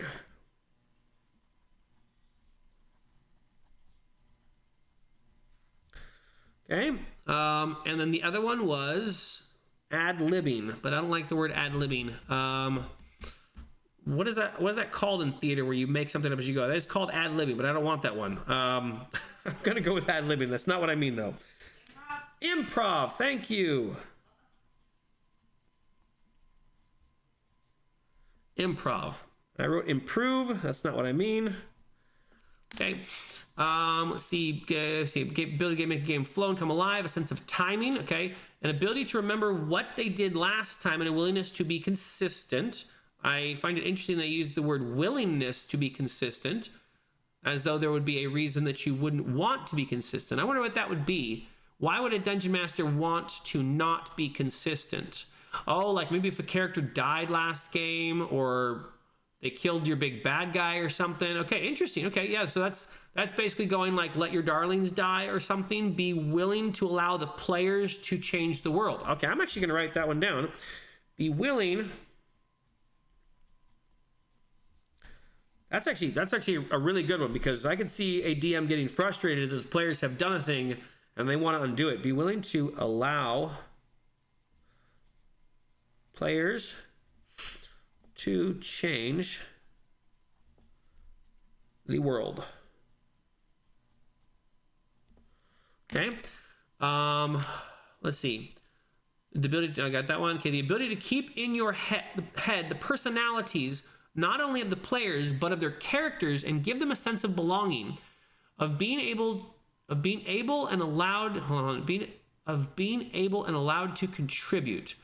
Keep your personalities and their characters in your head and give them a sense of belonging and being able and allowed to contribute. That sentence is a little bit difficult for me to like, but I understand what they're saying. I have to know the players' personalities, plus I have to know their characters' personalities. Okay, so knowing players and characters.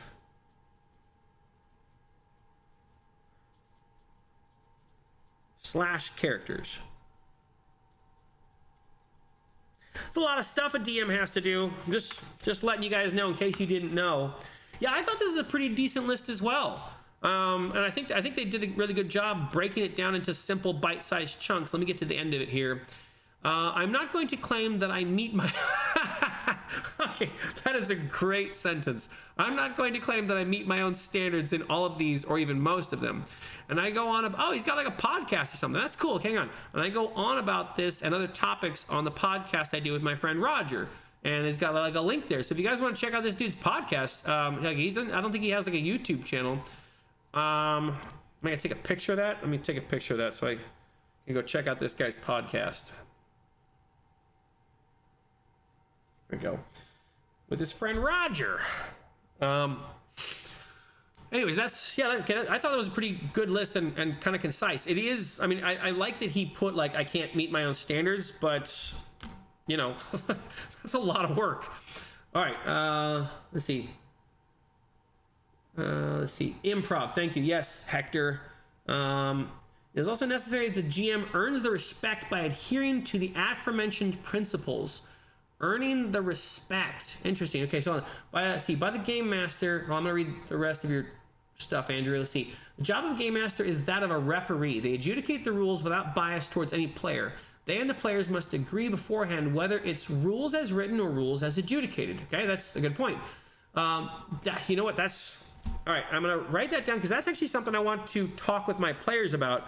That sometimes I'm going to adjudicate the rules not the way the game says to run it, because of reasons or whatever, right? So how would I summarize that in a way that I remember? Speaking with players, let's see. Speaking with players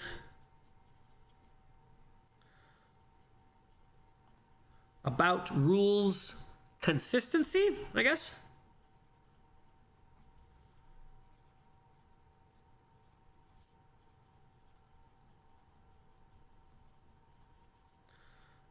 Consistency. I'm going to put the word adjudication just to help me remember the thought you just posted there. Adjudication. I didn't spell that right at all. Okay. Okay, you had 3 continuing thoughts there. Okay, got that one. Adjudicated. Okay. By the game master, the players must also understand that they are not their player characters. They're not their PCs. It is both the game master's and the player's role to make the game fun, and players must respect the work of the GM. Oh, I'm sorry. Respect the work the GM must put. Oh, it must put in. Okay, so the players have to respect the work that the GM puts in. It is also necessary that the GM earns that respect by adhering to the aforementioned principles. Interesting. Okay, you summarized a lot of that well. That puts some part on the players too. I wonder if sadly it might be the dungeon master's job to let the players know hey, you're gonna have to try and be appreciative of the work I put in. That's a hard job. That's tough, right? Interesting. All right, yes, there is a lot for GMs to do. Players must not demand the GM create sessions just for their PCs. The main point is to keep the game for all, including the GM. Interesting. Kumit the Bear says, agree. My oldest group has been running for 30 years and are stuck in their ways. I've learned more in the last 5 years of pro GMing than in the 25 years prior. Are you serious? Kumit, really? So I'm like, that's crazy. Okay, all right, new video. hang on. New video. What is this idea? Oh my goodness. I gotta take a picture of your comment there. I also have to remember, go back and look at my pictures from the streams. I'm just gonna take a picture of all that because that was all pretty good stuff. Okay. Oh my goodness. There's an idea there, like the GM, 5 years pro GMing versus 25 years one group. I don't know what the title of that video is, but I have questions about it. I'm just going to write down the idea. All right, 25 years of GMing versus it's like a Mortal Kombat fight versus 5 years pro GMing. Kumit the Bear, if you are already on Discord and you've already got if you already joined the Discord, join the Discord and send me a message or whatever, so I have you on Discord. I'd like you to tell me a little bit about this because I don't know what to do with that. That's a crazy idea. Let's see, Flick Flack Attack. Okay, I think after reading through all these advice, my conclusion is that it's very, very hard to give universally applicable advice. That's very true. Too much of how applicable the advice is varies from table to table. Let's see. You know what? I'm gonna put that as one of the things, right? I'm gonna put that as one of the things. It's the GM's job to determine what rules work for what. It's the GM's job to figure out what game master ideas work at their table. Great job. Good. Thank you. That's really good. Okay. To figure out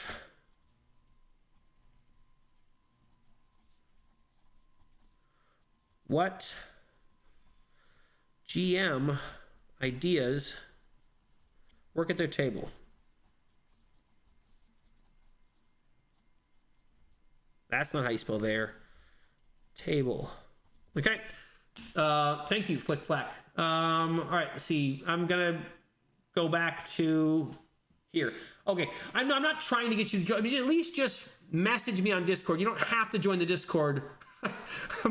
Until I fix my Discord, there's been a little bit of, people doing basically what they're doing in the comments and stuff here. People are kind of going to, I don't want to say war. Most of the debates are pretty friendly, but they can get a little heated at times. So you don't have to join the Discord. If you want to have fun, apparently all the cool kids are on Discord. So let's see. Goes back to player versus GM issues. So it's more a trust issue. Ticking Time Bomb says, most people who are afraid of the rules as adjudicated typically have had horror story experiences with GMs who have abused their players with inconsistent rules that punish the players. So yeah, this is one of those things where I'm like, I don't go to Reddit that often. Basically, if I'm ever on Reddit, it's like I've made a mistake. I've made a mistake in my day planning. But this is one of those things where I'm like, when you say that, I'm like, oh, I know you're right. I could go look up the DM, the tabletop RPG horror stories, right? And I've some people have already told them in my Discord. Some people were talking about their games. I mentioned the guy who was in my Discord who told me about the dude yelling at him. Those things suck. So you're right. That might be an idea for, not an idea for a video, but something I'd be interested to try and. How do you avoid tabletop RPG horror stories? Is there a way to avoid those things? What are the red flags of a bad gaming group? All right, I've got like 3 ideas for videos now. Let's see. What are red flags? That's not how you spell flags. For a bad gaming group.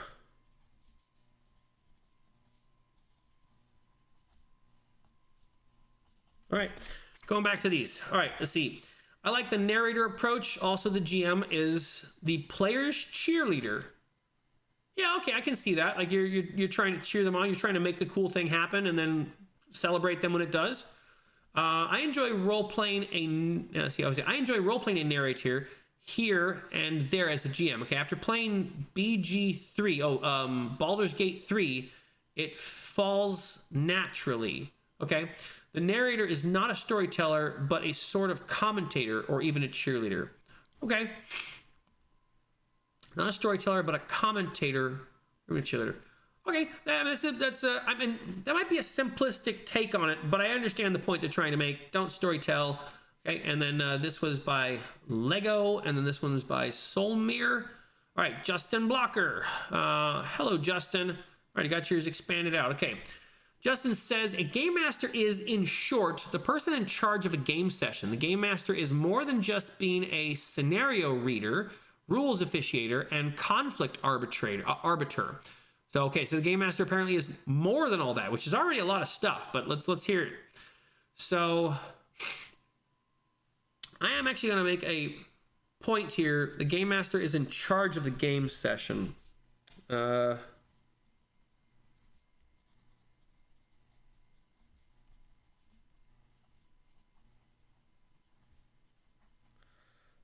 game session.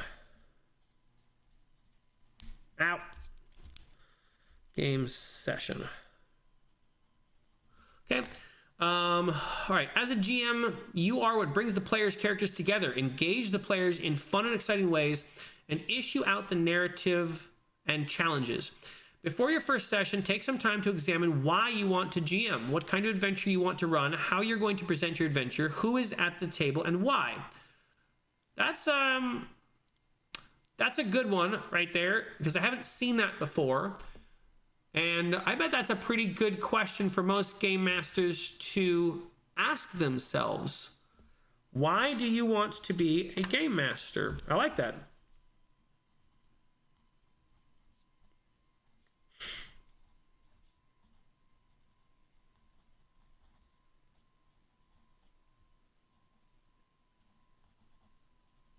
Okay. A common misconception among players is that game masters have to know all the rules. This is not the case, as the rules are merely a guideline. Many times you will already have a group picked out. You may have a specific published adventure you want to run. All these vary by your specific situation. The most important duty of every game master is to provide an environment where fun can happen, not to entertain. All right, I like that. That's really good. Again, if the rules are not understood, that's fine. If the players are having fun and enjoying the session, you as the game master are doing your job. So I would say provide an environment where fun can happen.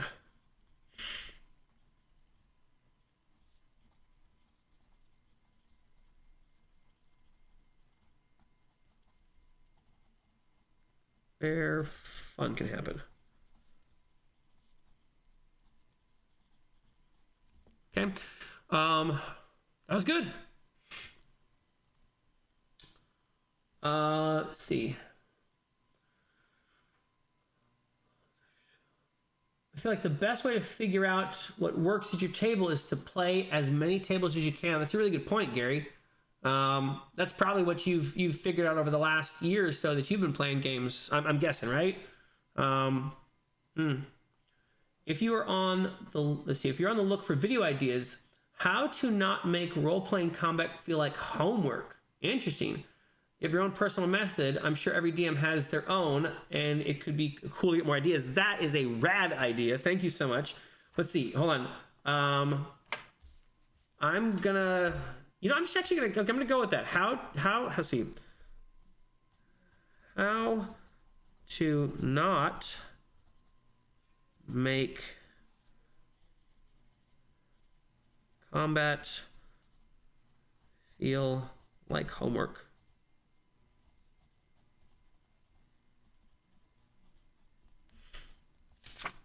Thank you.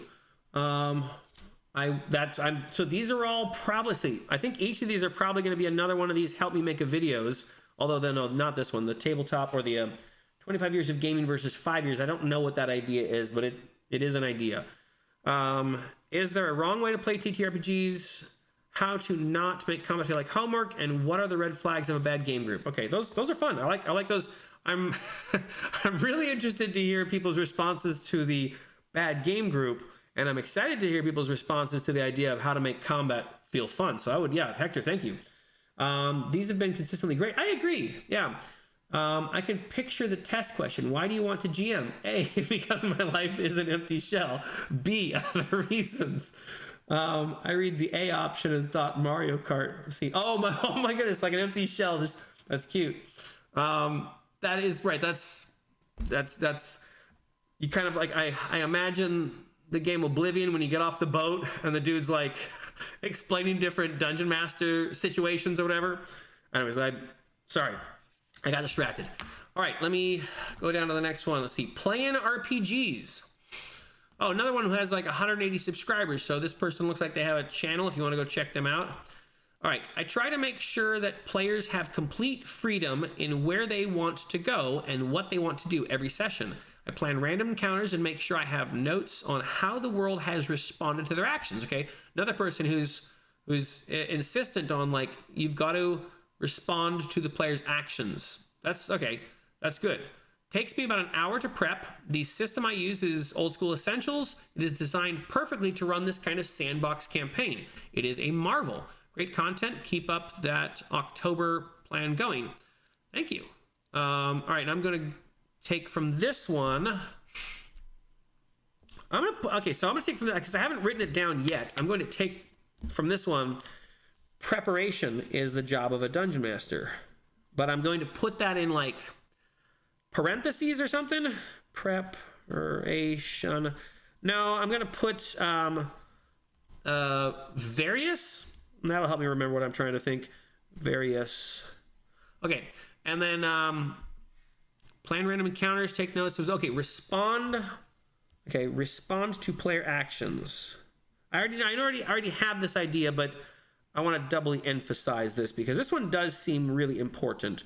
Respond to player actions. Okay. All right. Another card filled up. How many I got now? I got 1, 2, 3, 4, 5, 6. Okay. This one's going to take me a little bit to compile. And I'm not even halfway through. Oh my goodness. You guys had a lot of thoughts on how to be a game master. I mean, that's cool. And it's interesting how many different ideas there are. Let's see. Don't apologize. That Morrowind reference is great. Thank you.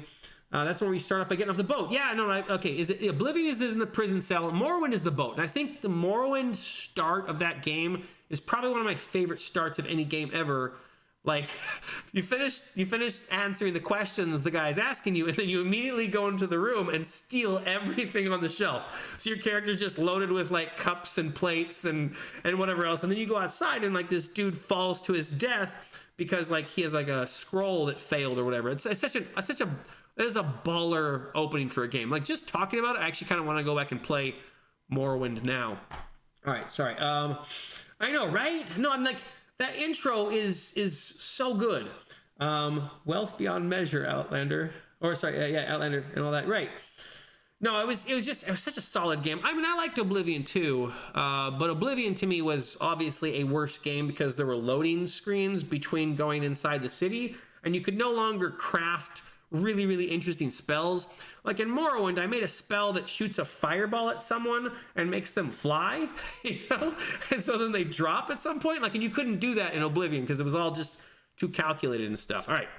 I skipped. Okay, hold on. Okayest GM. All right. As a GM, I see myself both a director and a player. Okay. I have a collection of key scenes and important moments that convey the story's essence, but they are designed to be flexible and adaptable. Finding ways to tie my players' backstories and motives into these scenes is essential, as it makes the narrative easier to alter and empowers my players' choices. My goal is for the story to evolve organically around their decisions, with player agency driving the direction of the game as much as my own initial outline. Okay, interesting. All right, so, all right, I really like this section right in here. Find a way to time, because that's what like I'm trying to figure out right now. And one of the things that a person on the channel named Indent Your Code, they've mentioned something to me that's from WildSea called unsetting questions, and it's a really interesting set of questions that kind of like let me give you one of the examples he gave me, because I can't think of any on my own. But he had this campaign where there was like a walking library, right? This like magical library that disappeared. And so his players were all trying to go on an adventure to find this magical walking library. Kind of think of Elden Ring, like those giant mausoleums. It was something like that. Anyways, so these players are going to go try and hunt this thing down. And beforehand, he asked like the wizard player, hey, what spell has been rumored to have been locked away inside that walking library? And if you go find the library, you'll find that spell. And the player, came up with a spell like teleportation. And then, the DM put that spell in the library, so it was a thing that they could find, right? That was an interesting way to kind of, it doesn't tie a backstory in. It's not the same as like, having the person who murdered your uncle be the main villain of the game and you chase him down. But it is still an interesting way to do that, especially if you're playing in a game without backstories. So, all right, let me continue. But I want to make a note on that too. I'm at least going to say tie your players' characters, and I'm going to go with what they said. Tie players' characters. How's homework going? Oh, are you still on the phone? Oh, yeah, it's going pretty well. Okay. I'm like... Do you need help with something, or? I have a question for you. Okay, what's the question? Yeah, do you believe children have free will? If so, when does free will develop? I didn't know you were going to be asking me political questions. It's not I'm being silly. Do children have free will? I think yes, but it says when. So you're asking like existential questions. So okay, is this a theological study, or is this no? So I shouldn't get too heady with this. It's like a habit thing. It's like talking about habits. Habits. Okay. Yes, I think everyone has free will. Even the predeterminists think of some free will in some regard. No, but when do you think free will develops? Probably the moment a kid can say no. Okay. I think that happens around 2. I think 2-year-olds start saying no. They're not going to eat their broccoli or something, right? Druden Fuzes says free will is an illusion. We got a predeterminist here. I've heard that argument too, and I wrestle with it. I totally do. But from a different perspective, because I understand that you're an atheist. So I wrestle with the God has a plan for your life type of thing. I know we might not agree on that, but I get you. Do you have more for me? Or responsible for its action? Saying what? Is a baby responsible for its action? You have to describe what you mean. What do you mean by responsible? Like, should they have to pay for their actions? Like, if they break something, so if a baby breaks something, should they be punished? Okay, should a baby? Okay, what do you mean by baby? Like up underneath 1 year old? Yes. Okay, so I think there's a system of laws even in this country that determines that even kids under the age of 13 and then 18 are not really responsible for their actions. Like if you steal something as a kid right now, you might get punished a little bit, but you're not going to suffer the same punishment as an adult. So children are obviously not able to make good choices, and there are laws in place that have decided that. So no, children are not necessarily responsible for their actions in the same way that adults are. That's how I would phrase that. Is a baby responsible for its actions? Babies are not responsible for their actions in the same way that children are. Okay. Children is probably there's degrees, right? Babies, toddlers. No, 1 year old. They don't even. No, baby is 1. Okay, is a baby responsible? On the level of. Sure, 1. Is a baby responsible for putting a quarter in their mouth and dying? Did that baby commit suicide? No. No, that baby puts everything in their mouth, right? Like the dog poop, whatever. They'll eat everything. Okay, so no. What's this class for? It's like it's reading strategies. Reading strategies. How does this have to do with reading? Because it's talking about habits and stuff. Okay, all right, yeah. We read a book about like habits. It's called Atomic. You got anything else for me, or can I go back?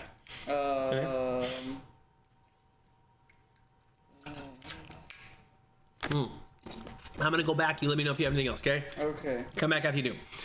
All right. Right. Motives and backstories. Oh, type players characters. I was writing that. Type player characters. Sorry, I have a little bit of a cold, and so my nose is running. I thought I was getting over it. I'm not. It seems to be getting worse. Type player characters, backstories and motives into the game. I'm just gonna write. Okay. Back stories and motives. Motives into game. All right. Let's see what do we have here. Saving yourself for Tamriel Rebuilt. According to my calculations, by the time you'll be 80, maybe it'll be ready. Is Tamriel Rebuilt? Is that like a mod for Morrowind? Okay, you have to let me know. I've not heard of Tamriel Rebuilt. Let's see. Hello, Toasted Jesus, welcome back.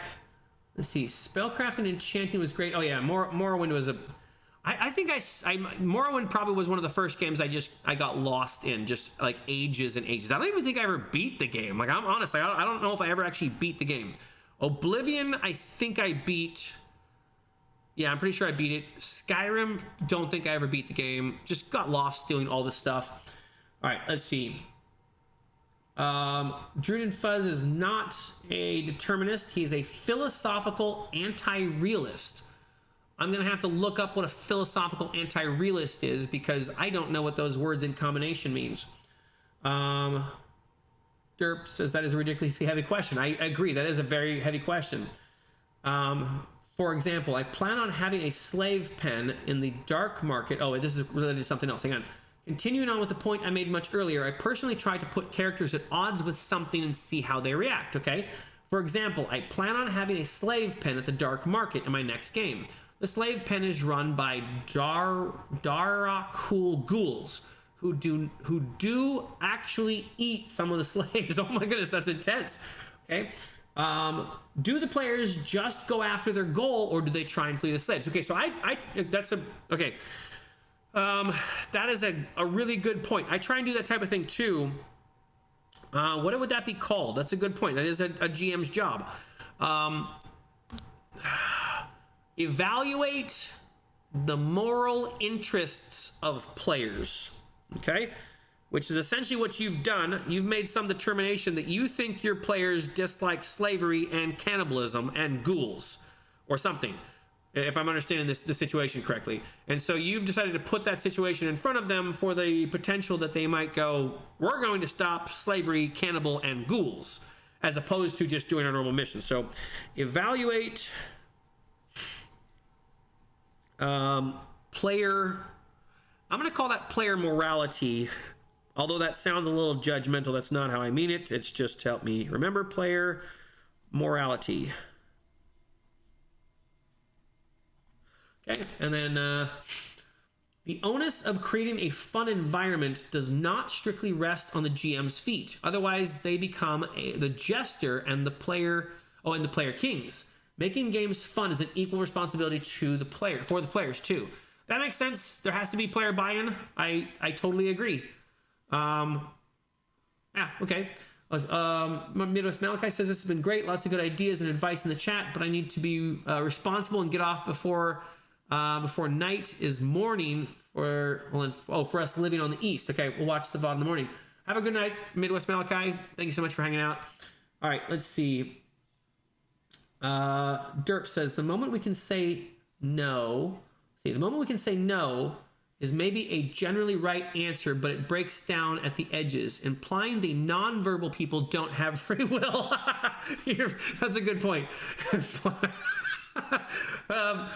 That is a really astute observation. Well done, Derp. Implying that nonverbal people don't have free will, which is maybe true for some, but not for all. No, I totally agree, and that probably isn't the distinction that I meant to make between verbal and nonverbal people. Okay, all right. Let me continue on with this comment I'm in the middle of. Okay, I got the motivations and backstories being tied to the game. Okay, I'm not just guiding the story, I'm actively playing too. Let me see what they mean by that. When I control enemies, I fully immerse myself in their mindset, role-playing them as real characters with their own motives and perspectives. This approach helps me find even more creative ideas and allows for flexibility that can make a scene feel more natural and less like a staged game, staged game board. Excuse me. It's about creating more human experience where the story isn't just about obstacles, but about characters with their own goals and desires. This makes the game more engaging and dynamic, with every encounter reflecting the story we're building together. That is a really good response from someone named the okayest GM. Good. Let me see. What can I take from that? I'm not just guiding the story. Okay, I'm actively playing, controlling enemies. Okay, so putting yourself in the mindset. I'm going to keep it simple. Putting yourself in the mindset of the story. No. Putting yourself in the mindset. Making the story have characters. Okay, step one. Make the story have character. I'm just going to put character and put quotes around it. The story have character. Quote, quote. Okay, and in part two, make the story have character. Get into the mind of your story's character, okay? Let's see, get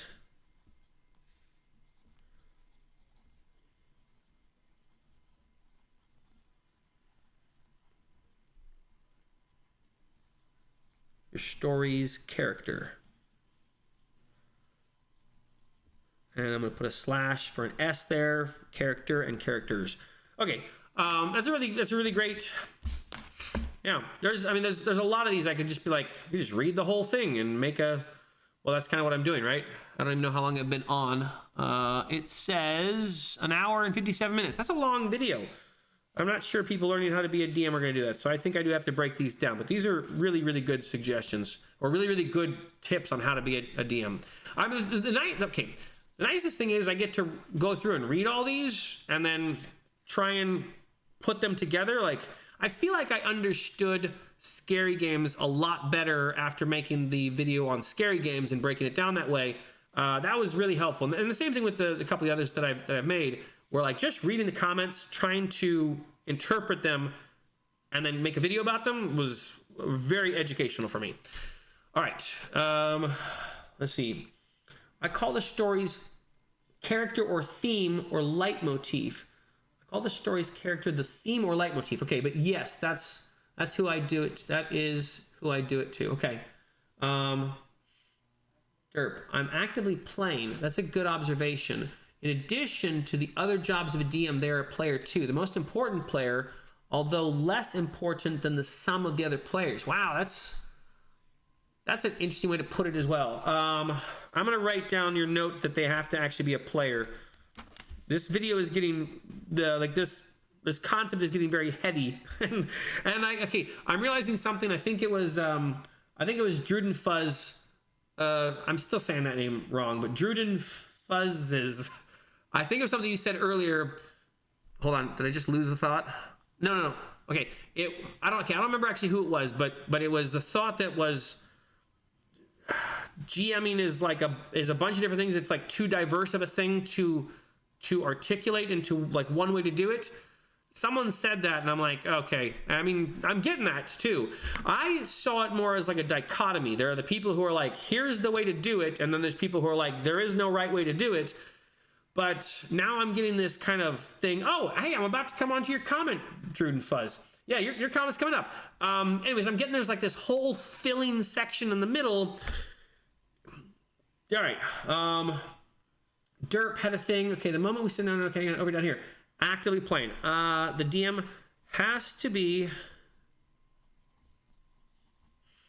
An active player. That'd be funny if I actually did do a if I did do a video, the how to do the job of a DM. It was just like an hour dissertation of explanation. Yeah, just like just the thumbnail alone would be like, hey, by the way, this might be a hard thing to do. All right, has to be an active player. Okay. Important player.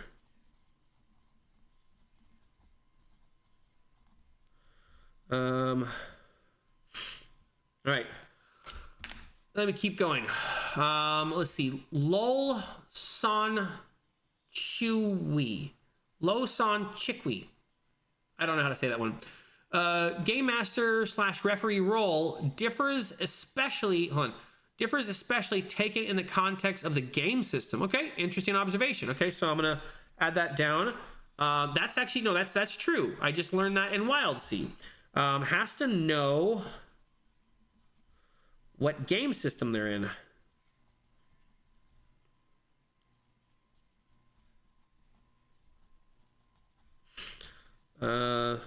They are playing. I'm gonna say they are playing.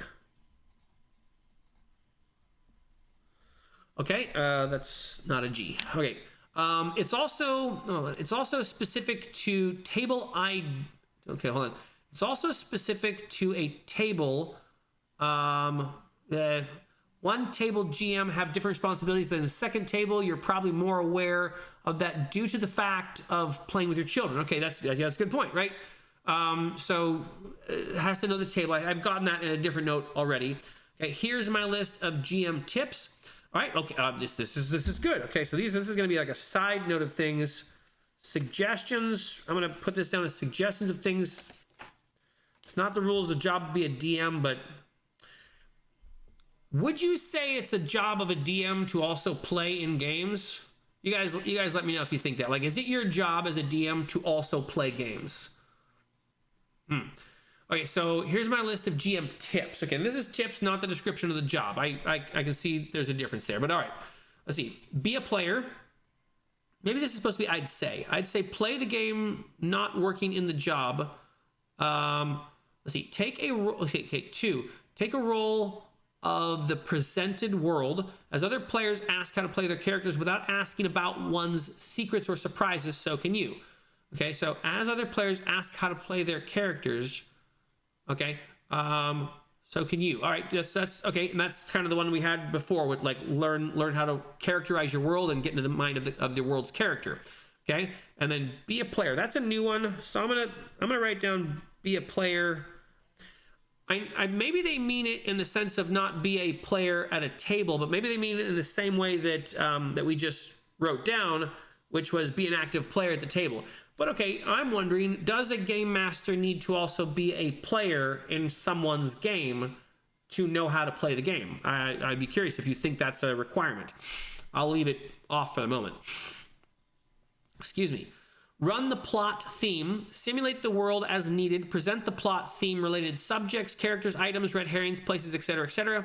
Meanwhile, other can be run more frivolously. You go and buy supplies, but what do you do now? Pedestrian tells you, plot important, did X. Also gather plots and themes in way of 1 or 2 per player. Also gather plots and themes in a way of 1 or 2 players, okay? So this is run the world, both the heavy stuff and the light stuff. Okay, got it. All right, speak. More often than not, it's possible to improve the session midway through, though it usually requires stopping the flow of the session and work of the entire group to make things more enjoyable for everyone. Okay, I wonder what they mean by that. Midway through, I'm trying to figure if they mean like through. I'm not quite sure I know what this one means. It's like because they're not talking about just speaking. It sounds more like they're trying to say speak up. Like this is the DM's job to speak up when something is making the game go awry somehow. That's what I'm reading into this. I'm not sure if that's intentional, but that's what I'm reading into it. Number 5, learn the mechanics. I have this one by seeking the point of them. Oh, interesting. Okay, so understand the point of the mechanics. That's kind of like hold on, what Andrew mentioned. Being being able to understand the things the rules don't say. Or that could have been a comment and I'm confusing it. But okay, as example, food rations management has the point of survival. No need to count them in an urban setting. Okay, that's a good point, right? Okay, I might add that one. Learn the reason for a mechanic.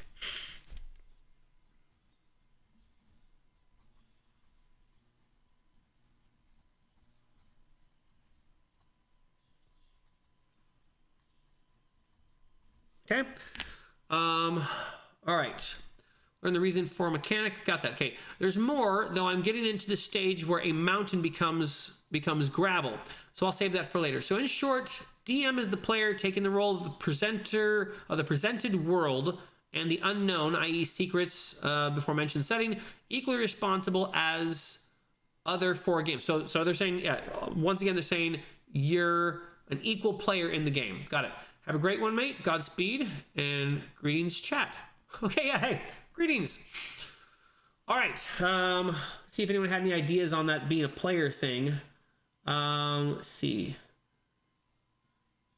Where are we at there? Okay, one sounds fine. Okay, my comment's coming up. Got that. Seth Sarkowski handles this extensive in his channel. Invaluable. You won't be disappointed. Have a great night. Thank you, Andrew.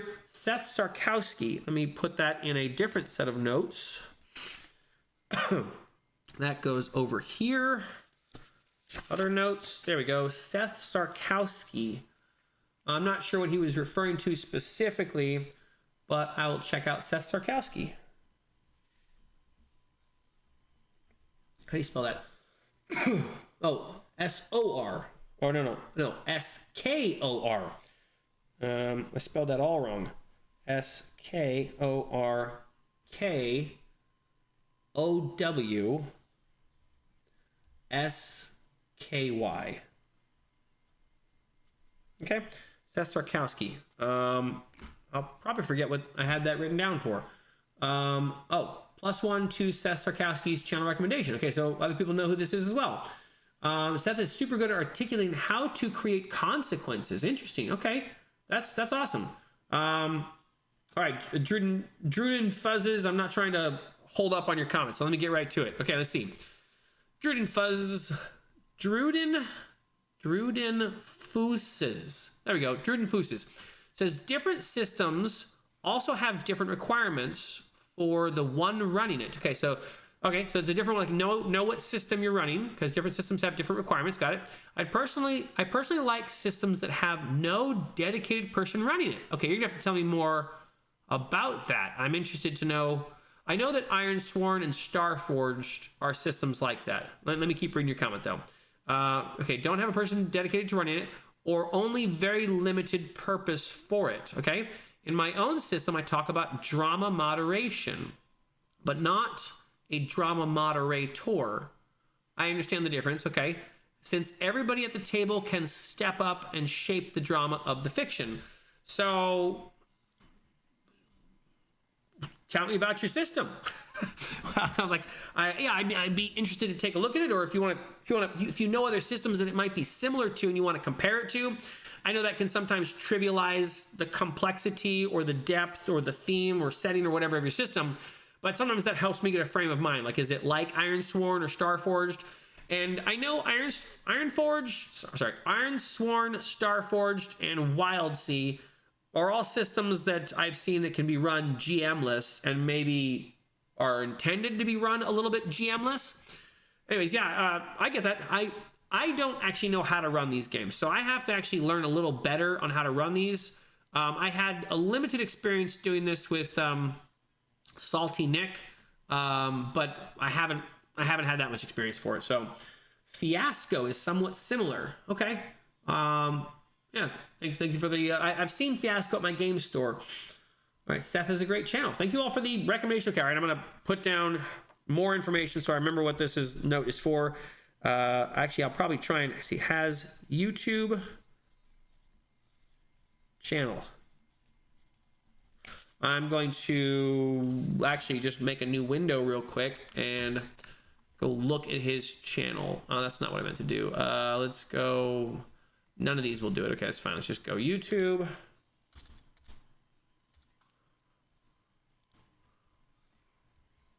I don't need this mouse here right now. And let's go here.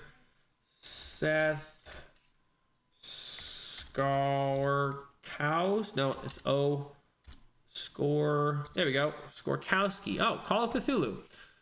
I might already. Oh, okay. Apparently, I already follow this guy. Okay, I already follow this guy. Let me click on one of his videos so they start coming up in my recommendeds. Let's see, videos. All right, he's got. Here we go. Let's see. Pulp Call of Cthulhu. I'm just gonna click on that. I'm gonna pause that. All right, and I'm gonna close that so it comes up in my recommended. All right. Thank you for the recommendation. Let's see. Previous comment was in reference to if a GM needs or... Oh, okay. If a GM needs or not to be a player. Oh, okay, let me see what your previous comment was. Can you write books without being a reader? Ooh, good question. Probably, but I don't think the result will be very good. That's a really good point. Okay. All right, so all right, I'm going to leave it then. Okay, learn the reason for a mechanic. Okay. Learn how to be a player with quotes. Okay. Learn how to be a player. Quote, quote, quote, quote. Okay. All right. Thank you for your comment, Druden Fuzzes. I'm probably never going to get your name right. All right. The role of the GM is whatever the book says it is. And we got a tongue out. Okay. I'm only half joking. The game should have a play style in mind. Okay. And that's another recommendation to understand what game system or setting you're in. And it should tell you the functions that play style needs and expects. Shadow Dark's GM instructions are summed up on page 102 if you want to go look. Anyways, here's some of what Apocalypse World says a GM should be, which I tend to default to if another game doesn't want to get specific. I've edited out some of the game-specific stuff. Okay, always say what the rules. Always say something. What the rules demand. What your prep demands. What honesty demands. Oh, I see. Always say what the rules demand. What your prep demands. What honesty demands. Okay. Apocalypse World. Excuse me. Apocalypse World divvies the conversation up in a strict and pretty traditional way. The player's job is to say what their characters say and undertake to do, first and exclusively. To say what their characters think, feel, and remember, also exclusively. And to answer your questions about their characters' lives and surroundings. Your job as the GM is to say everything else. Explain everything else about the world and what everyone in the world, in the whole wide world, says and does except the player characters. Always be scrupulous, even generous with the truth. The players depend on you to give them real information that they can really use about their characters' surroundings, about what's happening, when and where. Same with the game rules. Play with integrity and an open hand. The players are entitled to the full benefits of their moves, their roles, their character strengths and resources. Don't chisel them. Don't weasel. Don't play gotcha. Okay, those are interesting points because those are the things that I think it was Ticking Time Bob who was mentioning that a lot of people have like really super negative moments and they have like these horror stories. Okay, so let's see. Don't play against your players. I guess I'm going to put it as a rule instead of like a not rule, but okay, play with your players. Okay. No, I want to make it as a not rule, I guess. Don't play against your players. Okay. All right. Let's see. If you're playing the game as the player's adversary, your decision-making responsibilities and your rules oversight constitute a conflict of interest. That's very well stated. Good job, Dungeon World. Play the game with the players, not against them. To expand very slightly. Okay. So this is their thoughts on the rules from Dungeon World. Okay. Rules oversight does involve knowing all the game's relevant rules. Rules oversight does involve. Okay. Because you're the final authority on when players can take actions, use special abilities, and roll dice, and what the outcomes mean. Decision making involves all those things you're saying about the world and the people in it. Decision making involves all those things you're saying about the world and the people in it, both in the moment and when you're doing paperwork to flesh things out in advance of your next session, okay? Your prep also includes writing new rules as you need them, usually to handle more specific circumstances than the game's overall rules are written for, okay? If you care, the first demand you should always say is, if you care, the first demand you should always say is a later list of AW specific principles. What is AW? Something world? Apocalypse world. There we go. Apocalypse world specific principles. Got it. For the way the game wants you to handle its rules oversight to make the world seem real, and your decision making to establish the tone it wants to have. Okay, so first man should always say a ladder list of AWK. Understand the system and understand the system and know why the mechanics are there. So I think I have the general ideas that are coming from this comment in a bunch of the other comments. I'm not sure if I have anything additional. Let's see what I have. Don't play against your players. The main theme I have in this one was the first part, which was don't play against your players. So I'm going to keep that as the idea, because I have like know the system, know the setting, whatever the other thought was that I just read right here. The know why the mechanic is in that place that it is and how to adjudicate and run oversight for it. So I'm not sure if I can add anything to what I already have without making doubles, but that's a very good summarized explanation of dungeon mastering. Let's see, script writing, IRC. Okay, Seth plays a lot of traveler type games, skill based, constant improv via numbers, and very old school content reviews. He also won an ENnie for his script writing, IIRC. Yeah, I don't know what IIRC is. Oh, if I recall correctly. Okay. Script writing, gotcha, okay. Swords and Stones. Hey, Swords and Stones, how's it going? I see, late to the party. No, it's okay. I mean, like, this is going to be a video eventually. Just going through all the comments for how to be a dungeon master. As a game host, I try to play with the party to create a fun and engaging environment, not just the game, but as well the table. As a group, we are all mutually responsible for each other's enjoyment. Okay, question, Swords and Stones. Did that come naturally? Like, is that something that happened naturally on its own? Like, the players kind of took on their own responsibilities properly, and they started stepping up essentially, or did the dungeon master have to tell them? Like, did you as the host or the dungeon master have to tell them, hey, okay, so you're gonna have some responsibilities at the table and here's what they are? Because I get that it actually might, the idea that I'm getting is that's true, everyone at the table has to contribute, but my thought is it might be the game master who has to tell the players that they have to contribute, right? I mean, especially if you're interacting with someone who's a little bit socially awkward. I don't know, I'd be interested to hear your thoughts on that. Responsibility for the game night lies on everyone's lap, not just the game host. Okay, cool. All right, let's see. All right, I got that note. Let me continue on here.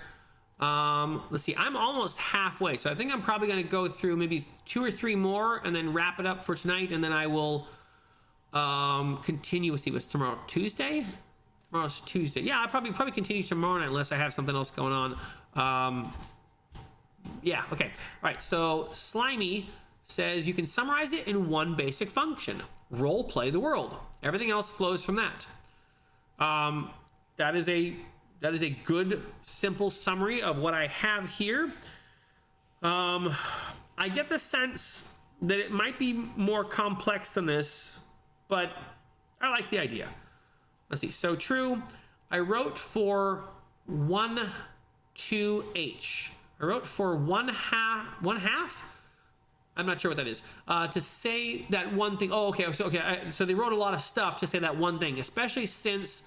Oh, I get what they're saying. Yeah. Okay, because their comment was up here earlier, right? Okay. So they said I wrote a lot to say that one thing, especially since most of the dissatisfied, i.e., non-playing, thus writing players are blaming GM, like, Orwell would write. Okay, GM is the judge, GM is the session, GM is the world. Okay, writing such stuff like they themselves just were there to watch how he performs and not play the game. Okay, so idea I'm getting from that is they agree with this. You role play the world. It's not your job to be the judge and all these other things. I think that's what's being said. And then another person agreeing. All right, let's see. Hello, Scott. How's it going? Also, TSL Frontman, I did notice you were here. Thanks for thanks for adding. Okay, let's see. By the way, the Darkcool come from Kobold Press. I love their Midgard setting. I'm using them in. I'm using the Zobek Free City and Tales of the Old Margrave setting. What is Zobek? Okay, hold on. You love. Okay, so Kobold Press. I know who Kobold Press is. They write some D&D compendiums and spells and classes and stuff. Okay, I like their books. Apparently they have a Midgard setting, so that'd be like Vikings or something. Yeah, but what is Zobek Free City? Sounds like it's a campaign or campaign. All right, let's see. And yes, Gary, I do know your opinion about playing other games. Gary has found his one and only love in game system, and that being Savage Worlds. Excuse me.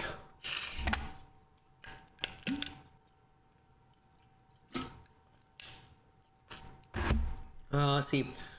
Scott says, something I do GMing in public is make sure all players get their time in the spotlight. I also have a lot of table management. What is table management? I mean, I understand the idea and a concept, but I mean, like, so that I understand what you mean by table management, could you give me an example of what table management is? Or at least how it manifests in a thing that you do, I guess. Like, maybe it's something you say, maybe it's some way that you govern the game or something. So yeah, I'd be interested to know what you mean by table management. Because I'm probably going to make a note for the Dungeon Master has to do table management if you can help me understand what that means.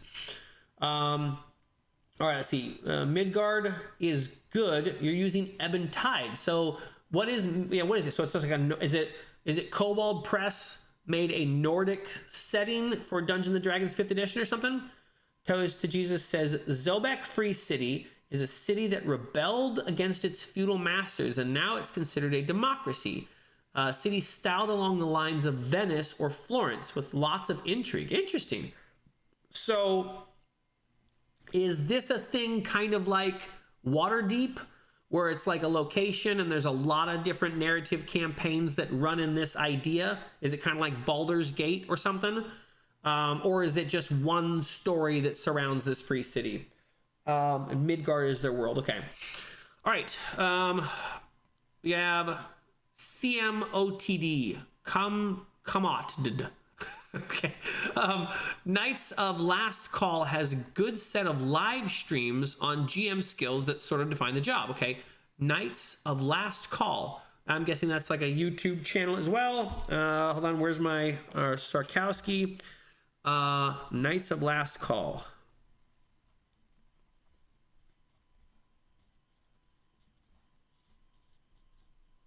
Okay.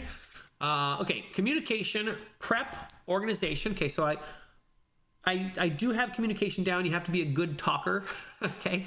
Prep, organization. Got that. Improvisation. Have that. Adapt. Adjudication, mediation, storytelling, directing. Okay. I'm going to, let's see. No. Yeah, this one. I'm going to add the storytelling. See, actually, no, you know what? I'm going to go with mediation first. I don't have that one yet, and that is actually a good point. Mediation. And I'm going to put some breaks in that. Mediation. Players. So mediation between the players. Mediation between the rules. And mediation between... Oh, what's the other one? Hang on. Mediation between the players, mediation between the rules. I had it, I lost it, but there's another idea I want to add mediation to, and I can't remember what it is. Okay, all right, that was a good one. Very simple. All right, TSL Frontman. All right, you got a good one for me. I'm looking forward to this one. All right, while different systems can contain specific needs, there are 3 primary elements a DM is responsible for that influence everything else they will ever do. Okay, that's a banger of a start. Coming in with that all or nothing, I appreciate it. All right, hosting. Okay, so that's kind of what I was alluding to when I first started the video, that like the one thing I knew before even reading anyone else's comments was that I have had to want this more than my players, and I have had to want to make this happen. And so like I essentially have to like set up the time and the place and the stuff and host it essentially. Okay, so hosting. While maybe seeming redundant, the DM is the only one who can make players feel welcomed and like they're at home. That's really good. Okay, that is where they're supposed to be and connected with the right people. A DM who fails this, along with logistics like food breaks and minimizing distractions, will not supply an environment for awesomeness. That's a good summary of the first job. Actually, I like the idea of the food breaks. I don't do that often enough in our games. Hold on, I'm now on to like card number 8 or 9 or 10 or something. Hang on, what are all these? These are what ideas for videos. Put those somewhere else. This is an idea to figure out, and this is a note about a YouTube channel. Where are the rest of my note cards? I didn't think I'd go through this many. All right, let's see. Food breaks. I'm going to say more than food breaks, though. Food. Let's see. Food. I'm going to go food breaks and feeding. Plus feeding. Okay, and then hosting, which I already had another thought on, but I'm going to expand this hosting out, and it is make people feel at home. Make players feel at home. That's really good. Okay. All right, let's see. Immersion and verisimilitude. I now know what verisimilitude means. The stream has been educating me. Thank you for... Okay, I had to look this word up at least a month ago. I don't think you needed to put all the pronunciation in there. Come on. All right, making the players feel like they're in on the... make the players feel like they're in the story, okay? Like they can taste the air itself. Immersion is what lets people drift into other realities, rather than just throwing dice at some math problem on paper. That's a really good summary. You don't need to be hyper dramatic or John Grissom level storyteller. You just need to make it feel real and be interesting. I'm going to add immersion.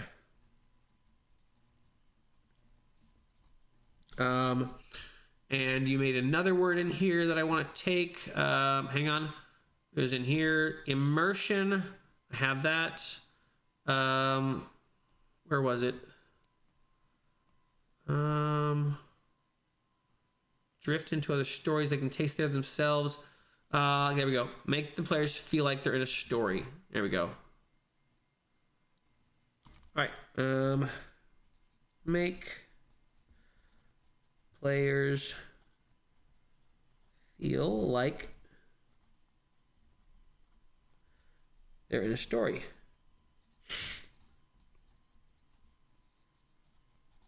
Okay. All right. Last section, empowerment of the 7-ish types of fun, often cited by language art nerds. The player's feeling of empowerment is the most common in tabletop RPGs. It is being the superhero, but it is also feeling appreciated, recognized, and heard. That their presence at the table and their imaginations matter. Empowerment isn't just an exciting element for gameplay, it helps us grow into greater human beings. Imagine a world where nobody felt capable. Imagine a world where nobody felt capable or listened to. Then imagine being Superman. This element is incredible when wielded by an inspired DM.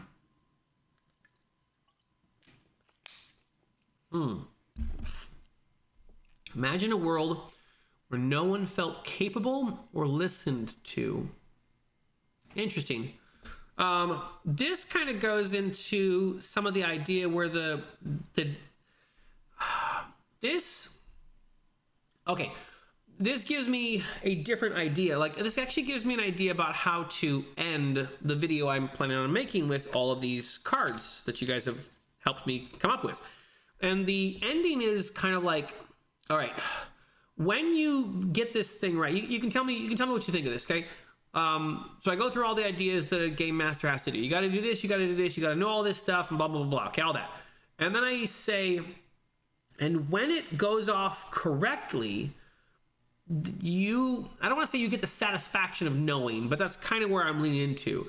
Like, you get you have the ability, the privilege or blessing of being able to engage a group of people and allow them to feel capable and listened to, right? Like, and I'm not sure what you think about that, but I'm gonna write those two ideas down as like an end cap for this. Let's see. I don't want to just steal your whole sentence, but like, okay, what if you could? There we go. I'm gonna here. Question: what if you could make people feel capable and listened to? Hello, I finally. Are you all done with your homework? That took a long time. Was that just your homework for one day or what?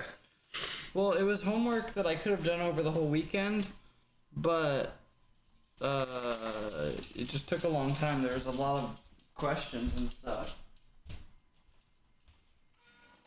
Spelled listened wrong. Listened to. Okay.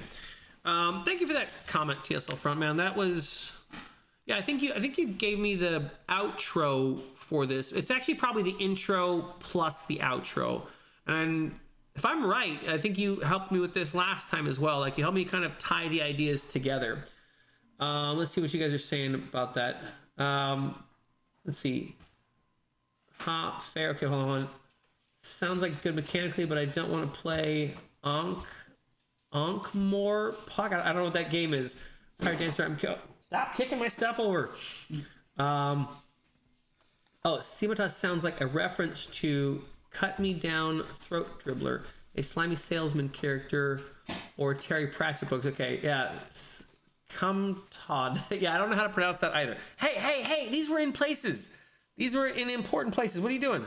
I'm gonna do my Dragonbane. Well, what are you doing? I'm just gonna hang out here. Dude, come on. Okay, I'm just hanging out. What are you doing to me, man? Come on. I'm just hanging out. Oh my goodness. Okay, what are you actually doing? I'm gonna finish my character. Oh, okay, can you like go over that way? Did you have to? Just hanging out. You suck. And these are all in the way now. Okay, those were in order. This one's out of order now. Oh my goodness. Okay. All right, hang on a second. Let's see. I was reading something, and then this guy started distracting me. Okay, yes, Waterdeep is a better, more current simile. I'm horribly dating myself. Okay. Hector, I'm 40 plus years DM who actually had the old box set of Undermountain. Mr. Pirate Dancer, and kind of curious about the Discworld RPG now that you mentioned it. Okay, hold on. Where did Mr. Pirate Dancer mention the Discworld? I don't see that. I've never heard of a Discworld RPG. Let's see. Toasted Jesus. Heck yes. Old Gamers Unite. Haha. Fair, but that was for everyone reading along. Okay. Toasted Jesus. Yep. Sorry, Sonny. Let me some Undermountain. Anyways, it can be an organic happening, but we make it a mutual agreement before we begin playing. Okay. And this is regarding. Oh, okay. Thank you for explaining that, Swords and Stones. Okay, so it can be an organic happening by making a mutual agreement before playing. That's probably really good to. I'm going to put honest discourse as a thing a GM has to do, but this is a separate card. Now that this guy messed up all my cards, I have to figure out where my cards went. Okay, all right. Honest discourse. That's the thing I keep getting like over and over again. Honest. It's like people keep going, be honest with your players, be honest with your players.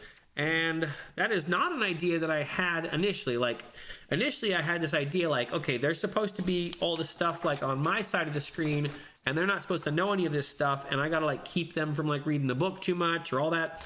But the more and more I'm getting into this, I'm realizing that's not as much a benefit as I thought it was, like keeping things separated or whatever. Discourse, okay, with players. Okay. All right. What did? Okay. Okay. Give me again. Okay. Listen to that their creativity is impactful to the story and to the table. It was a little more flowery than necessary. No, I don't think so. I think it actually, because like, all right, I mean, in my mind, like, I mean, this is a big thing. Like, right? Okay, let me go back through some of these things. I can fill this out a little more. Food breaks, hosting, immersion, learn the reason for a mechanic. What is this one? Learn how to be a player. Don't play against your players. Mediation between players and rules. Player characters' backstories, put them into the story. Evaluate the player's morality so you know what kind of situations to put in front of them. Make the story have character, and then get to know the character of your story so you know how to play the character of your story. Ask yourself initially why you want to be a DM. That's actually a pretty good start to the video as well. Provide entertainment where fun can happen. Preparation of various types. I mean, none of these are even repetitive yet. Speak with the players about the rules, consistency, and adjudication. That's probably that goes into like this honest discourse thing. Figure out what game ideas work at the table. Game masters. There's a ton of stuff here for me to go like, hey, if you're interested in being a game master, guess what you get to do, you know? But if I have some way to back end that with like, hang on, did I lose it? Oh, there we go. What if you could make people feel capable and listened to? Dude, that's I mean, like, I don't think that's flowery at all. Like, that's the whole sales pitch. Like, what do you want to do all this stuff for? Unless you're someone who like wants to make people feel capable and listened to. I mean, okay, you could be going at this with the mentality of like, I'm a god, you know, like, I run this world, you know, like, and that's, you know, and then hey, your DMing style might show through, right? But if you find people who want to make people feel capable and listened to, I mean, like, imagine like, hey, you want to make your kids feel capable and listened to.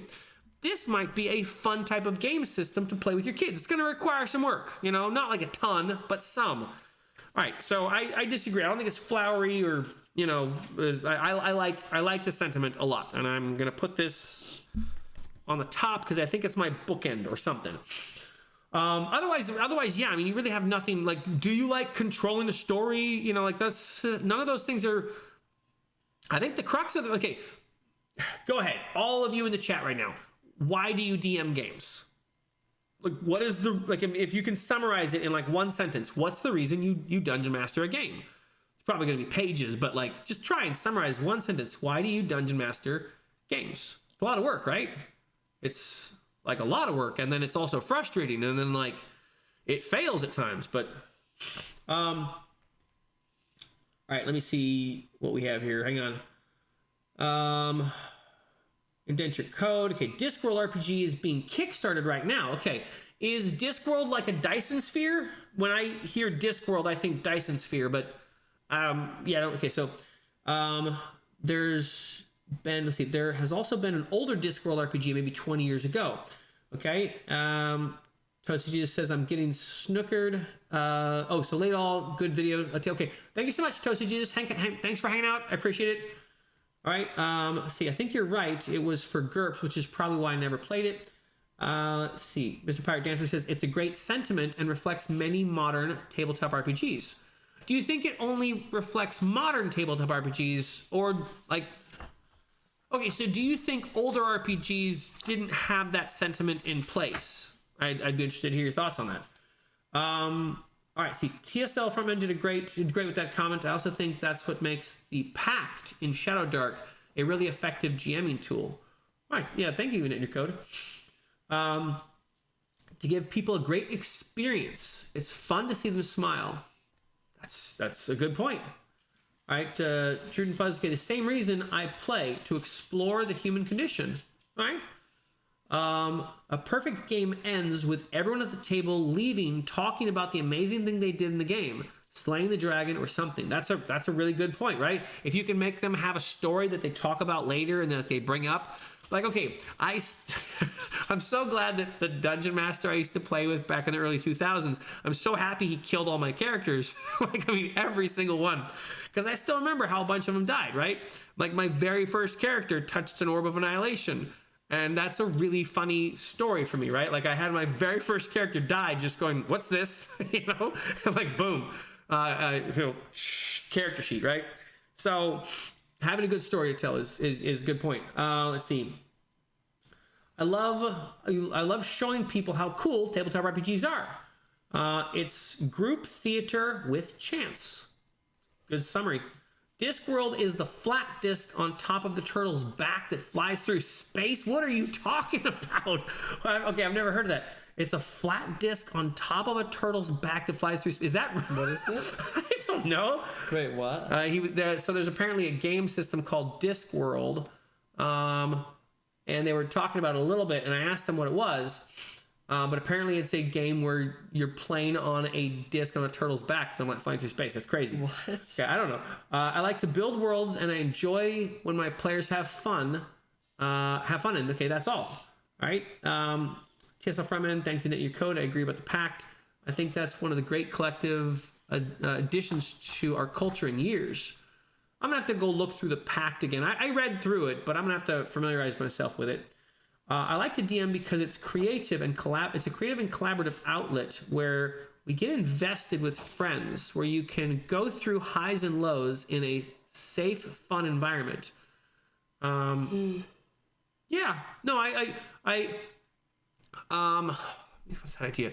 That's kind of like that idea about like thinking, you know, like you have thoughts, you know, like I think I could stick this in the electric socket, and then when I go, oh, no, that has a bad outcome, right? Tabletop RPGs do something similar where it's like, hey, I'm going to go get in a fight with this band of bandits or whatever, right? This group. Oh, I died, right? It's a good way to simulate those kind of experiences and also play with the ideas of storytelling and, you know, questions of morality and like, I think Toast to Jesus was the one mentioning that he had like that horrible situation for his players to interact with like slave pens and stuff, and just to see if they'll take it, right? That's fun.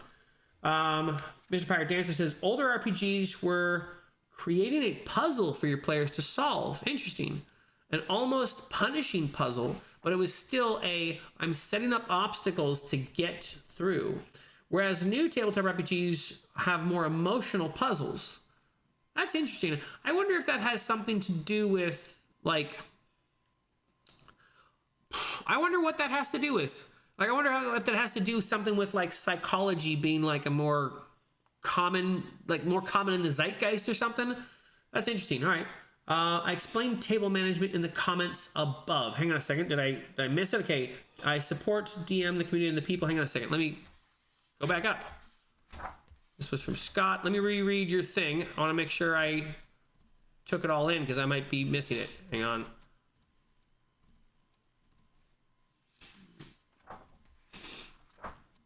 Oh, unless you're talking about comment above up here. Hang on a second. Oh, hang on. Table management. Oh, I'm sorry. Table management is managing the time and pace of the game. Everyone has horror stories of combat taking 2 hours to fight 3 goblins. To fix this, I do different things based upon table sizes. Oh, thank you for letting me know. Okay. Let's see. A few things I do on every table is roll attack and damage dice at the same time. Okay, interesting. All right, then we don't have to wait if you hit. Got it? As a GM, to use average damage for monsters to save time. Okay, all right. Those are good ideas. I think I like to do those. I don't actually have my players roll the attack and damage at the same time, but I might start. Our Shadow Dark games were going very quickly because everything was so simple. If we're going to be playing Dragonbane and things take too long, I might have them just do attack and damage same time. All right, let's see. Hang on, let me go back down to where I was. I'm looking for the red hearts because I think I've been... wait. You can summarize basic functional roleplay, everything else. Okay, I did not hit that one. Okay, got that one. Okay, keep going. Here's where I was. Okay, and this was TSL Frontman's. Okay, TSL Frontman adds a little bit more to it. Also, empowerment is still important in games where PCs are naturally disempowered. That is to say, aliens or example, Call of Cthulhu and aliens. There's still something the heroes are trying to accomplish, something everyone is rooting for, even if it's just send a warning message to Earth before you die. Interesting. The second to last scene in Rogue One is a great example of this. Despite absolute terror and doom, you're rooting for those hopeless rebels so hard. Every outstretched hand is drama, tension, and yes, hope. TSL Frontman, are you like a writer or something? You have a writer's touch. I mean, a lot of you actually do a lot of like really good writing and summary, explaining very, very complex things. I don't think I put nearly this much work into comments that I put on people's channels, so I really appreciate you guys doing this. This is very, very kind of you to spend your time this way. All right, let's see. Hang on. I don't know if my previous message was sent. Oh, but Discworld is a fantastic book series. I'd recommend Color of Magic, Guards, or Mort. Okay. I did not know Discworld was a book series. Eventually, TTRPGs became a given. I know I'm going in backwards order right now. Let's see. Answers. Okay. Scott mentioned the comments above. Got that. Okay. I see. I DM to support the community and people. Oh, I would like to hear more about that. But I mean, I know what you mean. I know what you mean. And that's probably some of the reason why I have a channel about this or whatever. I'm like, I want to see families like playing together and stuff. So I think I get what you mean. Let's see. They're brilliant and obviously and hilariously funny satire of fantasy. Okay, cool. As a DM, I like stepping up to give a good experience for a bunch of good people. I also do it to teach new people baby steps into the hobby. I like to host parties and juggle creative energy and arts. All right. Okay, yeah, Scott, I got it up in the chat. Thank you. Eventually, TTRPGs became a given. I don't know if my previous message sent. Okay, no, I got that one. Okay, Discworld's awesome. Just wait. Just wait till I get you at my table for 3 hours to make most of my comments. Oh, hold on. Just wait till I get you at my table for 3 hours to make most of my comments. I don't know what you mean, Gary. I know there's a joke in there. But I don't know what you mean. Maybe it's about the comments here. What did he say? He said, just wait till I get you at my table for 3 hours to make most of my comments. All right, so I am a little over halfway. Okay, so I'm at Krem's comment here. You know what? Okay, since you're here, I'm gonna go ahead and go through your comment. And then I'll leave the rest of them for tomorrow night because it's like 10:30 and you still got to read, right? Tomorrow night we're not. What are we doing? Oh no, tomorrow night. That's right. Thank you. Tomorrow night's with Gary. So maybe Wednesday, since we're not doing games with Steven and stuff. So yeah, I'll probably finish this up Wednesday. I had something I wanted to do on. Oh, we're gonna make character with Robert. Let me see. I'm gonna put a highlight on this so I see the blue. Okay, I'm gonna go. Okay, so I got 1, 2. Hold on. I got 1, 2, 3, 4, 5, 6, 7, 8. Well, a few in there in the middle, 9, 10, 11, 12, 13, 14, 15, plus some in between ones. Do you think you can try and finish up quickly? Because I still need to read and I need to... Oh, I was going to stop here. I was going to stop. Oh, I was going to make this a two-parter one. So I'm going to finish up Krem's. I know there's a few other people. I know Denture Code, you're here or whatever. Something. I'll probably jump in on Wednesday and read through the rest of them, and then hopefully Thursday I will actually try and put this video together. All right, so let me get here. Crap. All right. Okay. All right. Well, it's a good long one to end on. All right. What is the job of a dungeon game master? Trying a new... Okay, your arm is like extending into my space, but you're making me go sideways. Why do you do this? You have all the room now. Here, can't you... No, I'm not going to scoot... No, I'm not going to scoot over because I'm like trying to... I hate you. You suck. All right. What is the job of a dungeon master? I'm going to keep hitting your arm. Please stop. Okay, fine. Trying a new format. Hope it helps reading and conveying meaning. Okay, all right. Thank you for letting me know. Hard question. Thanks for asking it.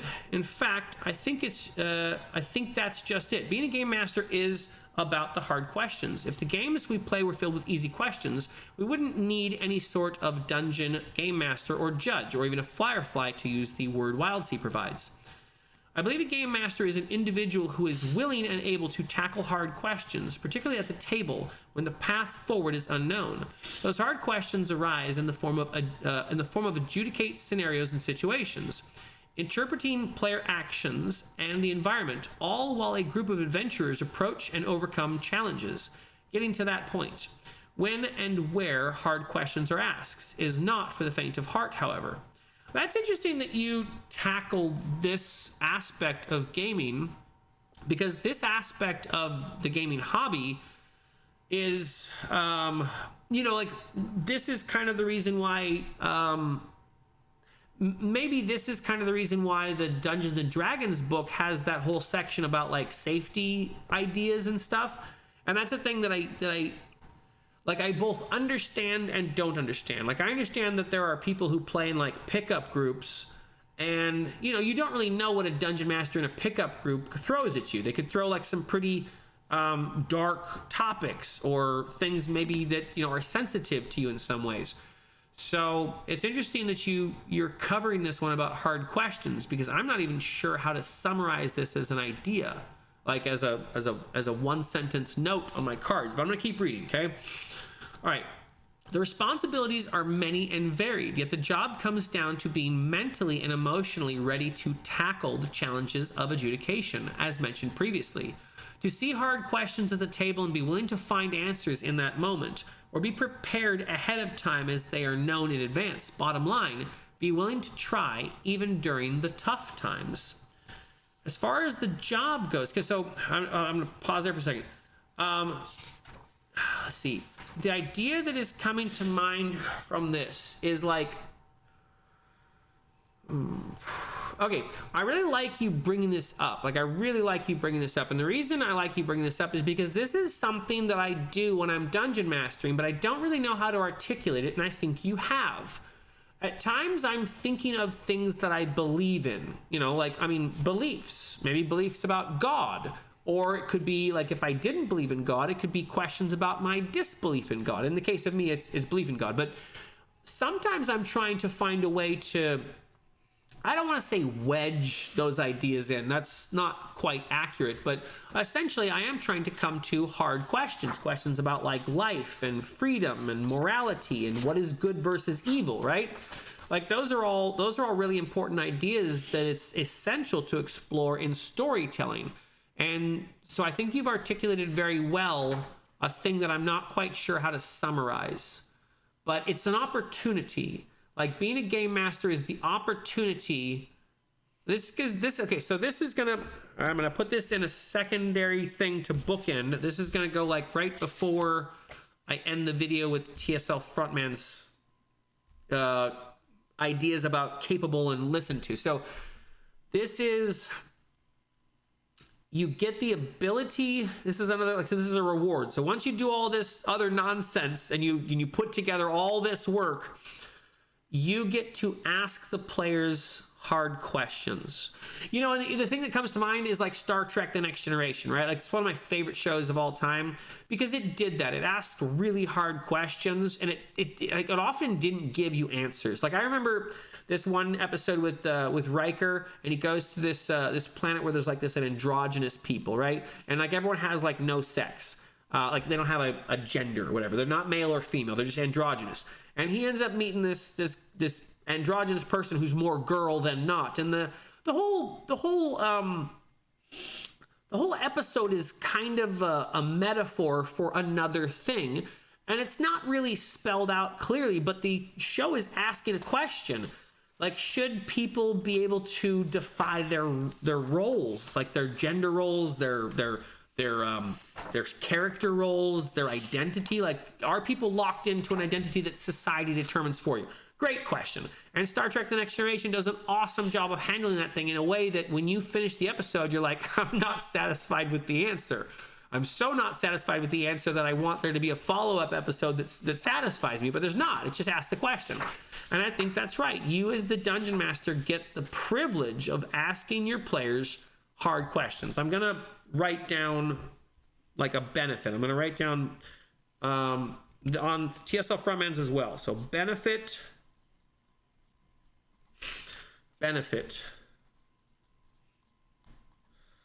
Ask. No, that's not how you spell ask. Ask. I'm going to try and make it spell it properly because I can't read my own handwriting now. Ask players / friends hard questions.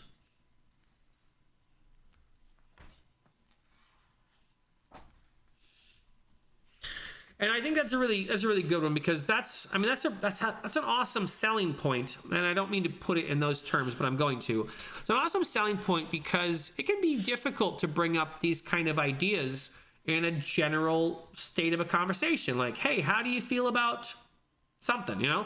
And I'm not going to markate into those ideas necessarily, but you get the point. Like, it's hard to ask people questions because things are so divisive. But if you can play a game and present people with a moral quandary and not give them an answer and not judge them for what they do, you essentially allow your players to think about that session. That's okay. I'm going to keep reading your comment, but I really like what you've put so far. All right. Where was I? I thought I highlighted. I did. Bottom line. Okay. Be willing to try, and even during the tough times, and that's a good point there, because there's going to be a lot of reasons to quit. As far as the job goes, it boils down to one question: what is my job here and now? It's important to ask, or it's important to keep asking that question when playing and preparing. It can steer you back on track. Excuse me. And also important for looking after ourselves as people. My point is, what the job entails changes week by week and day by day. What that looks like is up to you and the people at your table. There, players are going to give you a direction as a game master that you can prepare for as you see fit. At that table, though, when you boil it down, you're following along what the players do and having a conversation. When the fiction and the game you are playing calls for a roll, you roll the dice to see what happens next. Then you return to the fiction and keep having a conversation. In that hyper-reduced way, being a game master is quite similar to playing jump rope. Really slow jump rope. Interesting. How do I feel about that? Really slow jump rope. A coordinated game. Yeah, you know what? That's a really good analogy. Playing Dungeons and Dragons, playing a tabletop RPG is like playing jump rope. There's two people at the edges who are trying to get the person to jump well, and the person in the middle is trying to jump well. The people at the edges aren't trying to trip them up, but they also want it to start going a little faster and faster. That's a good analogy. I like that. Okay. Otherwise, and anyway, you, the person, get to define most of the parameters of the job. Otherwise, anyways, you, the person, get to define most of the parameters of the job. Okay.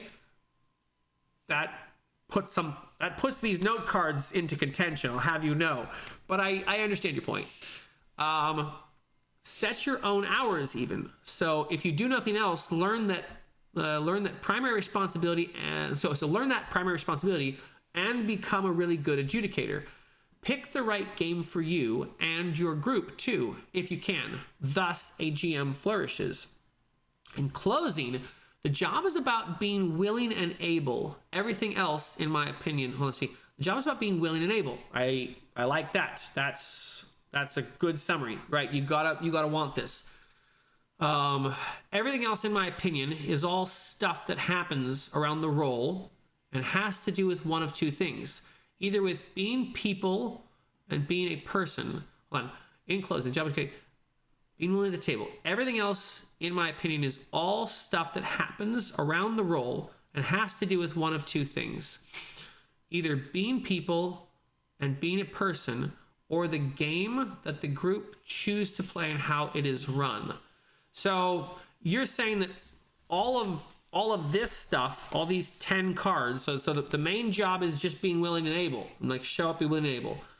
Everything else, in your opinion, that happens around the table has to do with these other cards, and has to do with people, being a person, being people, okay?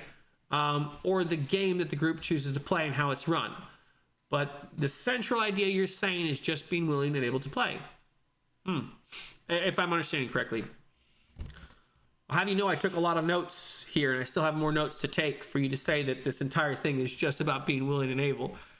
But I mean, I like the point, because that's kind of the thing I was trying to say at the beginning. Like, if nothing else I've learned about being a GM, it's that I have to keep showing up each week. Otherwise it might not happen. Like, the game might not happen. I'm not trying to like, oh, look how pat myself on the back. I'm just saying, like, as a dungeon master, you probably have to, you know, all right, let's see, hang on. End card. No need to, okay. All right, just mentioning books. Okay, that's cool. Thank you. I'm going to read through that. Okay, just in case it comes up, the books that most influence your opinions above are 4th edition Dungeons & Dragons Game Master's Guide. I think that was one of the books that I had. Okay, the DM blurb is on page 12. Okay, Dungeon World. Okay, we went through some of that earlier. Outlines expectations, allows a person to disagree. Okay, allows a person to agree or disagree, and so on. Okay, Pathfinder 1st edition Game Master Guide. Chapter 1, Getting Started, covers the art and science as well as duties of a GM. Thank you for explaining all that. I really appreciate you putting those books that influenced you.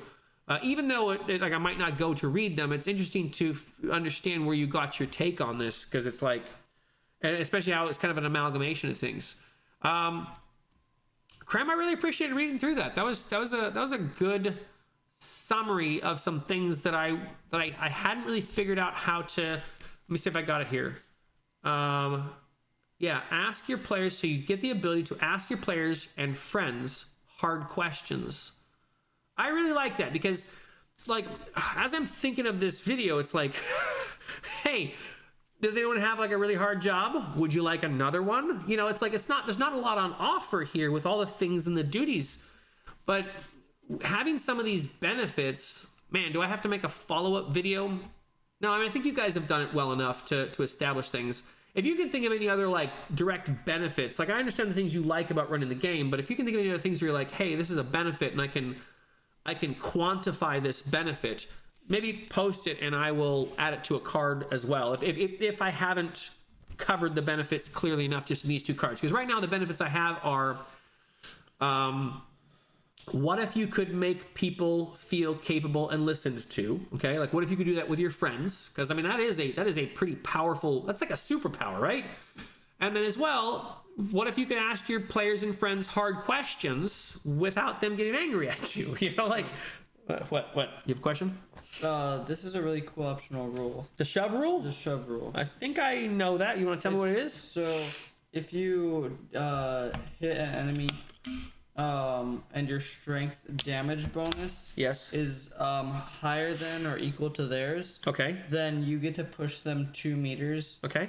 In any direction. It doesn't count toward their. Where's your damage? Oh, D6. Yeah. So if if they have a D4, you get to push them. Or if they have a D6, you get to push them. Oh, equal to or higher. Yeah. Oh, okay. All right. Which seems like a really fun rule. So it would make dynamic combat. Okay. Yeah. I'm fine with having shoves. That's fine. All right, let's see. Let me go. Hang on. All right. Okay. T.S. Frontman says he's not a writer, just a neurodivergent nerd with a flourish for words. My family has a lot of dyslexia, actually. Oh, you write really well. Gary. Okay, I'll just wait to get. Oh, okay. Oh, okay. Maybe his. Okay, I must mean his comments in there. He's gonna. Let's see. Okay. Thank you for reminding your father, Bishop. Okay. Thank you, Lean. All right. My comment is a long one. Oh, you can say no. I was happy to read your comment. I don't know if he can't get cold sweats every time reading shows up. Oh, okay. I don't know how he doesn't get cold sweats every time. Joking, of course. Derp says, I'm going to go now. It was good listening to your stream. I hope I'm available to catch you next time. Good night. Thanks, you, Derp. Thanks, Derp. Thanks for hanging out. Scott, for public play, you want safety tools. Yeah, I know. And someone mentioned that to me, because at first I was like, I don't get these safety tools, because I'm thinking of like, I'm about to ask people at my table, like, you know, but that's because I play with like family and friends. So I get it. Like, when you play the safety tool, I understand the thing that they're trying to do with that. Wizards of the Coast is trying real hard to push D&D to the digital world. They hope you log in at a random game online and play. No, I get it. That makes sense. I think safety tools can also be useful for a home table. Okay, but I run many horror games, and thus sometimes even people I think I know can surprise me with what is going on under the skin. That makes sense. It makes sense, especially after I made the video, now that I understand a little bit more what is required of a dungeon master to run a horror game. That makes sense, because I got the sense when I was making that video that to run horror games, you have to be a little bit trying to creep your players out. Like, you have to kind of be trying to upset them. Harder games to run. And I would imagine if you're running a horror game, like whatever, those safety questions, I don't know if that's like the official term, safety questions, but those are probably helpful. I'm going to go to widescreen because I'm all done reading the comments from now, or at least from the YouTube thing. I'm going to hit the heart button on Krems. Okay, I already got the heart button. Okay, and I'm going to remember that I'm on Krems. I'm just going to leave this window open because that way it won't mess with it. All right. Let me keep my computer. That wouldn't be possible. My school computer, as soon as you close it, it instantly closes all of your tabs. And it doesn't reopen them, really? No, they all get closed as soon as you. It must be like some kind of demo mode or something. I bet you can turn that off, but maybe. All right. Hang on. Let me go back to where I was at. Public play. Okay. Safety tools. Interesting. Okay. So one of the most interesting episodes next year. Okay. Yeah. I mean, I could probably talk all night about Next Generation episodes that I like and love. It's a great show. Pirate Dancer says the hard questions is a great point. It sounds like an advanced DMing technique, but still very cool. Scott says something bothering you is different than a trigger. I played in a game where a player's husband drowned in the shower and dies. Okay, and the GM kept saying the monsters are trying to drown us. Okay, that's a trigger. Let's see. Something bothering you is different than a trigger. Something bothering you. Okay, you're saying that one is a trigger. Are you saying that the player's real life husband drowned, or their husband's character drowned in the shower and died? I'm playing a game where a player's husband drowned in the shower. Yeah, I guess that'd be my question. But yeah, I either way I can understand, and the DM probably should have picked up on it. I think you mentioned that story to me where they just didn't get the sense, and they didn't get the sense to stop pushing it, and they kept pushing it. If the GM knew that was in poor taste, to say the least. Yeah. We told him to stop a few times, but he kept going back to it. I think he was trying, but kept forgetting. The real husband died. Okay. Yeah, that's okay. I don't mean to laugh. That stinks. That's wow. Okay. Made the right call. Okay. One of the things I take with me from being a SNCO, I don't know what that means. And one of the things that they take with me from being an SNCO, as a GM or a player, I will do everything I can to take everyone at the table to the best of my abilities. Okay, like you don't want to consider them. Okay, I got it. Satori says, Google D&D is good for you. There is a study on all this. Interesting. Write that down. I'm going to write it down on this one. Google D&D is good for you. Thank you, Satori. All right. What else? Oh, Scott. Oh, yeah. May I ask what SNCO? I was also wondering that. Oh, senior non-commissioned officer. Oh, okay. I was in the U.S. Air Force for 20 years as a senior non-commissioned officer. Okay. Let's see. Okay, DMing is a creative outlet similar to painting minis or writing a book. Make sure creativity is... Oh, thank you. Thank you, creativity. I'm going to add that to asking questions. Creative outlet.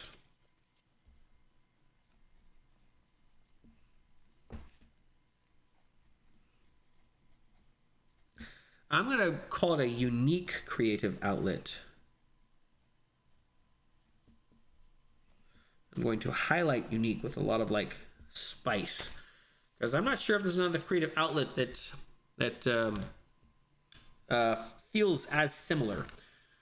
How did you move over again? Seriously, come on. I'm gonna elbow you again. All right, okay. I'm almost done here. I'm just gonna read up the last thing I'm missing. Okay, totally okay.